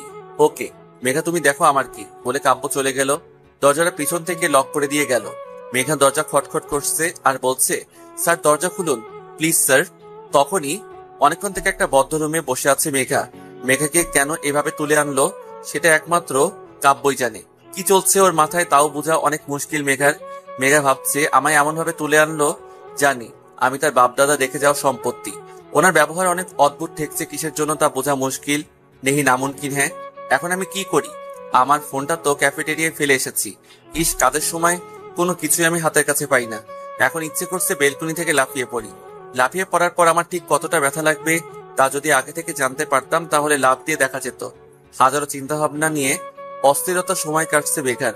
পাক্কা 2 ঘন্টা পর দরজা খোলা শব্দ পেয়ে প্রায় দৌড়ে দরজার কাছে গিয়ে দাঁড়াতেই মেঘা অবাক হয়ে থমকে দাঁড়ালো। মেঘার সামনে মেঘার মা দাঁড়িয়ে আছে। মেঘার মা এসে হাসি মুখে মেঘাকে জড়িয়ে ধরলো। মেঘা কিছুই বুঝতে পারছে না এখানে ওকে জোর করে তুলে নিয়ে আসা হয়েছে, আর ওর মা খুশি হয়ে রীতিমতো দাঁত কেলিয়ে হাসছে। কি এমন হলো? মেঘার মা আসার সাথে সাথে কাজের লোকটা এসে ঘরটা পরিষ্কার করে দিয়ে গেল। মেঘার মা ওকে বলল, ছি ছি মেঘা, তুই শোকেসটা ভেঙে ফেলেছিস। সবাই দেখলে কি ভাববে বলতো? কি বলছে কি মা? আমি ভেঙেছি? আমার কি মাথা খারাপ? অন্য রুমের জিনিস ভাঙতে যাব? মেঘা ওর মাকে কিছুই বলতে যাবে, ওর মা মেঘাকে থামিয়ে দিয়ে নিজে বলল, আজ তোকে অনেক মিষ্টি লাগছে। আসলে মন থেকে এই দিনটা দেখার জন্য অনেক আশা করেছিলাম। প্রতিটা মায়ের এই স্বপ্নটা মনের মধ্যে লালন পালন করে আজ সত্যি আমার গর্ব হচ্ছে। তুই আমাদের মতামতকে সম্মান করেছিস। ধুর, কি করেছি আমি সেটাই তো আমায় কেউ বলো। আমি তো কোনো কথা বলতে দিচ্ছ না। আমি মনে মনে বকবক করে যাচ্ছি, আর মা আমার সাথে বকবক করছে। কিছুক্ষণ পর ওদের রুমে একজন মধ্যবয়স্ক লোক এসে ঢুকলো। তিনি মেঘাদের ঠিক পাশে বসে কিসব বলতে শুরু করলেন। যখন উনি বললেন, বলুন মা কবুল, তখন বুঝলো উনি মেঘার বিয়ে পড়াচ্ছেন। মেঘার মাথা আকাশ ভেঙে পড়লো। এখানে হচ্ছে কি? সবকিছুরই চাপে পড়ে আর মেঘার মায়ের মুখের হাসি থেকে মেঘার মুখ দিয়ে কবুল কথাটা বের হয়ে গেল। কাজী সাহেব তার খাতাপত্র গুছিয়ে চলে গেল, আর মেঘার মা খুশিতে গদগদ হয়ে ওর কপালে চুমু খেয়ে নিচে চলে গেল। মনে অজান্তে এক ফোঁটা নোনা জল চোখ বেয়ে পড়ছে মেঘার। উঠে দাঁড়িয়ে জানালার কাছে দাঁড়ালো মেঘা। কারো হাতের স্পর্শ বিরক্ত হয়ে পিছনে ঘুরে দেখলো আকাশ। বিরক্ত নিয়ে বলল, মেঘা, কি চাই তোর? কিছুই না। তো জানা। না, যাব না। কি হয়েছে আপু? এসব কি হচ্ছে ভাই? আমি কিছুই বুঝতে পারছি না। আপু সত্যি তুমি কিছুই জানো না? না। তো শোনো, এই 2 ঘন্টা আগে কাব্যর ভাইয়ের মাকে ফোন দেয় আর বলে তাদের বাড়ি মানে এখানে চলে আসতে। কাব্য ভাইয়া নাকি তোমায় বিয়ে করতে রাজি, আর তুমি নাকি তাতে মত দিয়েছো। তাই মা খুশিতে গদগদ হয়ে আমায় ধরে এখানে নিয়ে আসলো। তোমাদের মতো যদি আবার চেঞ্জ হয়, তাই 2 ঘন্টার মধ্যে কাজে ডেকে ঘরোয়াভাবে তোমাদের বিয়ে দিয়ে দেওয়া হলো। এইসব আমি তো কিছুই জানি না। আমি এত জানি না, কিন্তু আপু একটা কথা বলো, সত্যি কি তোমার মনের মধ্যে কাব্য ভাইকে নিয়ে কোনো অনুভূতি নেই? আকাশের কথায় মেঘা চুপ হয়ে গেল। ঘুরে তাকালো বাহিরের আকাশটার দিকে। সত্যি কি নেই কোনো অনুভূতি? যদি নাই থাকতো তাহলে উনি এত কাছে আসলে আমার অনুভূতিগুলো বেপরোয়া হয়ে উঠে কেন? আর আজ তার জন্য এত সাজ আমি কেন করছি? শুধুমাত্র তার শাস্তি থেকে মুক্তি পাবো বলে নাকি? আমি তাকে ভালোবেসে ফেলেছি। ইস, আমি মাথায় হাত দিয়ে ভাবতে লাগলাম কত বড় ডাফার আমি। উনি আমায় ভালোবাসেন বলে। অফিসে রিয়ান ডক্টর আহাদ কাউকে সহ্য করতে পারছিলেন না। তার অবাধ্য অনুভূতিগুলো আমায় কখন থেকে বোঝানোর চেষ্টায় উঠে পড়েছিল। ভালোবাসে, সে ভালোবাসে। আমি মুচকি হাসলাম নিজের অজান্তেই। ঠোঁটের কোণে হাসি চলে আসলো। এসব ভাবছে মেঘা। আর মা কোথায়? নিচে। চল। মেঘা আর আকাশ 2 ভাই বোন নিচে গেল। সেখানে মেঘার মা আর কাব্যর মা বসে গল্প করছে। পাশের সোফায় কাব্য বসে ফোনে কি জানি ঘাটাঘাটি করছে। মেঘা যে এসেছে তার দিকে তার কোনো খেয়ালই নেই। অপর পাশে দেখলো নেহা দাঁড়িয়ে আছে। মেঘা কাব্যর সামনে সোফায় গিয়ে বসে পড়লো। সোফার হাতলে গা এলিয়ে বসলো আকাশ। মেঘার মা আর কাব্যর মার গল্প শুনতে লাগলো। তারা হেসে হেসে কথা বলছে। দেখ বান্ধবী, আমাদের ছোটবেলার স্বপ্ন ছিল আমার ছেলের সাথে তোর মেয়ের বিয়ে দিব। আজ দেখ পূরণ হয়ে গেল। হ্যাঁ রে, আমাদের স্বপ্ন যে বাস্তব হবে তা ভাবতে পারিনি। 2 জন পুরানো কালের বান্ধবী যখন একসাথে হয় তখন হাজার গল্পের ঝুড়ি খুলে বসে। আকাশ মেঘার কানের কাছে এসে ফিসফিস করে বলছে, আপু 1 ঘন্টা হয়ে গেল, সে কখনো থেকে শুনেছি একটু রেস্ট দিলে হয় না বল? মেঘা হাসি চেপে আকাশের পিঠে আস্তে করে থাপ্পড় দিল। তাতে কাব্য আর চোখে মেঘার দিকে তাকালো, আবার চোখ নামিয়ে যা করছিল তাতে ব্যস্ত হয়ে পড়লো। তার এমন বিহেভিয়ারে মেঘার মনে হচ্ছে তিনি ভাব দেখাচ্ছেন মেঘার প্রতি। হুট করে কাব্যর বোন বলল, মা, আমি তোমায় কিছু বলতে চাই। পরে শুনবো। মা, এখনই শুনতে হবে। আর মা, আমি আকাশকে ভালোবাসি। আকাশও আমায় ভালোবাসে।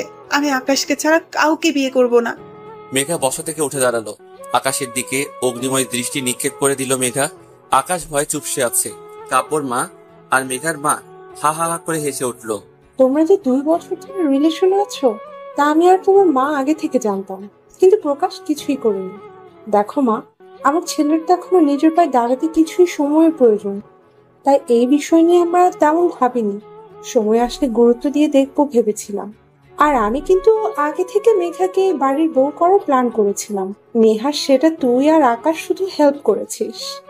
নেহা লজ্জায় মাথা নিচু করে দাঁড়িয়ে আছে, আর মেঘা আকাশের দিকে তাকিয়ে মনে মনে বলছে, ওরে মির্জাফর, তাহলে তুই তোর কি করে বাসায় গেলে বুঝবি। আকাশ কিছুই বলছে না, আচুবচু হয়ে দাঁড়িয়ে আছে। মেঘা ওর মাকে বলল, মা এখন বাসায় যাওয়া যাক। মেঘার কথায় মেঘার মা, কাব্যর মা, কাব্য এমনভাবে তাকালো জানি মেঘা কি না কি বলে দিয়েছে। মা, আমার একটু মানিয়ে নিতে সময় লাগবে। যদি সেই সময়টা তোমরা আমায় দিতে।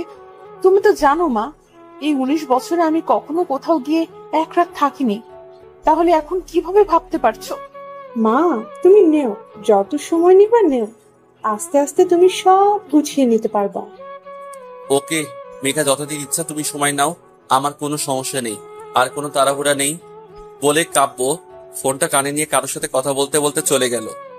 মেঘা তার ব্যবহারে কেন জানি অনেক কষ্ট পেল। কেন পেল, কিসের জন্য পেল তাও জানে না। 1 মিনিট না দাঁড়িয়ে একরাশ অভিমান নিয়ে বাসায় চলে আসলো মেঘা। মেঘার সামনে আকাশ চুপচাপ বসে আছে, ওর মুখ থেকে কোনো কথা বের হচ্ছে না। তুই তো মির্জাফর পদবী কি ফেল করলি? তোর কি শাস্তি হওয়া উচিত? আপু, আমি তো প্রেম করেছি, চুরি তো করিনি বল। বাবা, কি আর শাহিরি। হ্যাঁ, বাচ্চা ছেলেকে এভাবে ভয় দেখাচ্ছিস কেন? ভাই তুই বাচ্চা। তো সব লোক রাজি তো কেয়া করেগা কাজী। এই আগে ফাইনাল পরীক্ষাটা দে, ফেল করলে বাসা থেকে বের করে দিবেই, সাথে নেহা। ফুর। ইস, আমি নেহার সাথে অনেক বাজে বিহেভ করছি, ওর কাছে সরি বলতে হবে। আকাশ ফোনটা হাতেই নিজের রুমে চলে গেল। নেহা ফোন ধরে বিরক্ত কণ্ঠে বলল, কি হয়েছে বলো? নেহা, আমায় ক্ষমা করে দাও প্লিজ। নেহা প্লিজ। না, আমি তোমায় ক্ষমা করে দেব না। কিসের জন্য দেব? তুমি তো আমায় ভালোবাসো না। আমি তোমায় ভালোবাসি তো। না, বাসো না, তাই আমাদের মাঝে আর কিছুই হবে না। আচ্ছা, আমায় বর্ষা তোমার ডিপার্টমেন্ট এর মেয়েটাকে ফ্রেন্ড রিকোয়েস্ট দিয়েছে ভাবছি। এই সোজা ব্লক করব। তুই শুধু অন্য মেয়ের দিকে তাকালে না, তোর অবস্থা আমি খারাপ করে দিব। আমি তোমাকে অনেক ভালোবাসি নেহা। আমিও। রাতের খাবার খেয়ে যে যার রুমে চলে গেছে। মেঘাও নিজের রুমে শুয়ে আছে, কিন্তু একটু শান্তি পাচ্ছে না। মনে হচ্ছে অন্য কোথাও গিয়ে ঘুমাতে, কিন্তু কোথায়? ফোনটা হাতে নিয়ে চেক করলো, নো মেসেজ, নো কল। মনটা দ্বিগুণ খারাপ হয়ে গেল মেঘার। মেঘা ফোনটা হাতে নিয়ে কাব্যর মেসেজ কলের জন্য অপেক্ষা করছে। রাত 11:30, তবু কাব্যর ফোন বা মেসেজ কিছুই পেল না। এখন মেঘার প্লে লিস্টে স্যাড গানটা দিয়ে কান্না করতে ইচ্ছে হচ্ছে। ফোনটা রেখে আস্তে আস্তে ঘুমানোর দিকে মনোযোগ দিল মেঘা। আস্তে আস্তে ঘুমিয়ে পড়লো। মেঘা ঘুমের মধ্যে অনুভব করলো কেউ ওকে তার বুকের মধ্যে খুব শক্ত করে জড়িয়ে ধরে আছে। তার ছোঁয়া মেঘার অনেক পুরনো। তার বুকের মধ্যে মুখ বুজে অভিমানী সুর নিয়ে বলল, আপনি এখানে? আমার বউটার ঘুম ভেঙেছে তাহলে? আপনি এখানে কি করছেন? বউ যদি বাপের বাড়ি থাকে, আমি আর কিভাবে অন্য কোথায় থাকতে পারি? হয়েছে হয়েছে, এত ভালোবাসা না আমায় তো আসতে দিলেন কেন? বোঝার জন্য। কি বোঝার জন্য? তুমি আমায় ভালোবাসো কিনা। কি বুঝলেন? অনেক ভালোবাসো তুমি আমায়। ছাইবাসী। সত্যি? আচ্ছা, আমি এখনই চলে যাচ্ছি। কোথায় যাবেন? বাসায়। তুমি তো আমায় ভালোবাসো না। মেঘা কাব্যকে আরো শক্ত করে জড়িয়ে ধরলো। না, আপনি কোথাও যাবেন না। কেন? আমার সাথে থাকবেন তাই। কাব্য মেঘাকে আরো শক্ত করে নিজের সাথে মিশিয়ে নিল। হুট করে মেঘা কাব্যর বুক থেকে উঠে বলল, এখন আপনি আমার 20 টাকাটা দিয়ে দিবেন? না, দিব না। কেন? এই 20 টাকার জন্য তুমি আমার বউ হতে এত লেট করলা? আর এর মাঝে ওই হাড়ের ডক্টর ঢুকে যাচ্ছিল। আহাদ অনেক কিউট কিন্তু। এত কিউট, তার কাছে যাও। মেঘা পিছন থেকে জড়িয়ে ধরে কাব্যকে। আমার বর অনেক বেশি কিউট। হইছে, আর বলতে হবে না। কাব্য মেঘার দিকে ঘুরে মেঘার কপালে নিজের ঠোঁট ছোঁয়ালো আর শক্ত করে মেঘাকে জড়িয়ে ধরলো। এক ভালোবাসার গল্প শুরু করতে চায় তারা, যেখানে তারা দুইজন শুধু দুজনের হবে আর শেষ নিঃশ্বাস পর্যন্ত ভালোবেসে যাবে। সবাই ভালো থাকুন,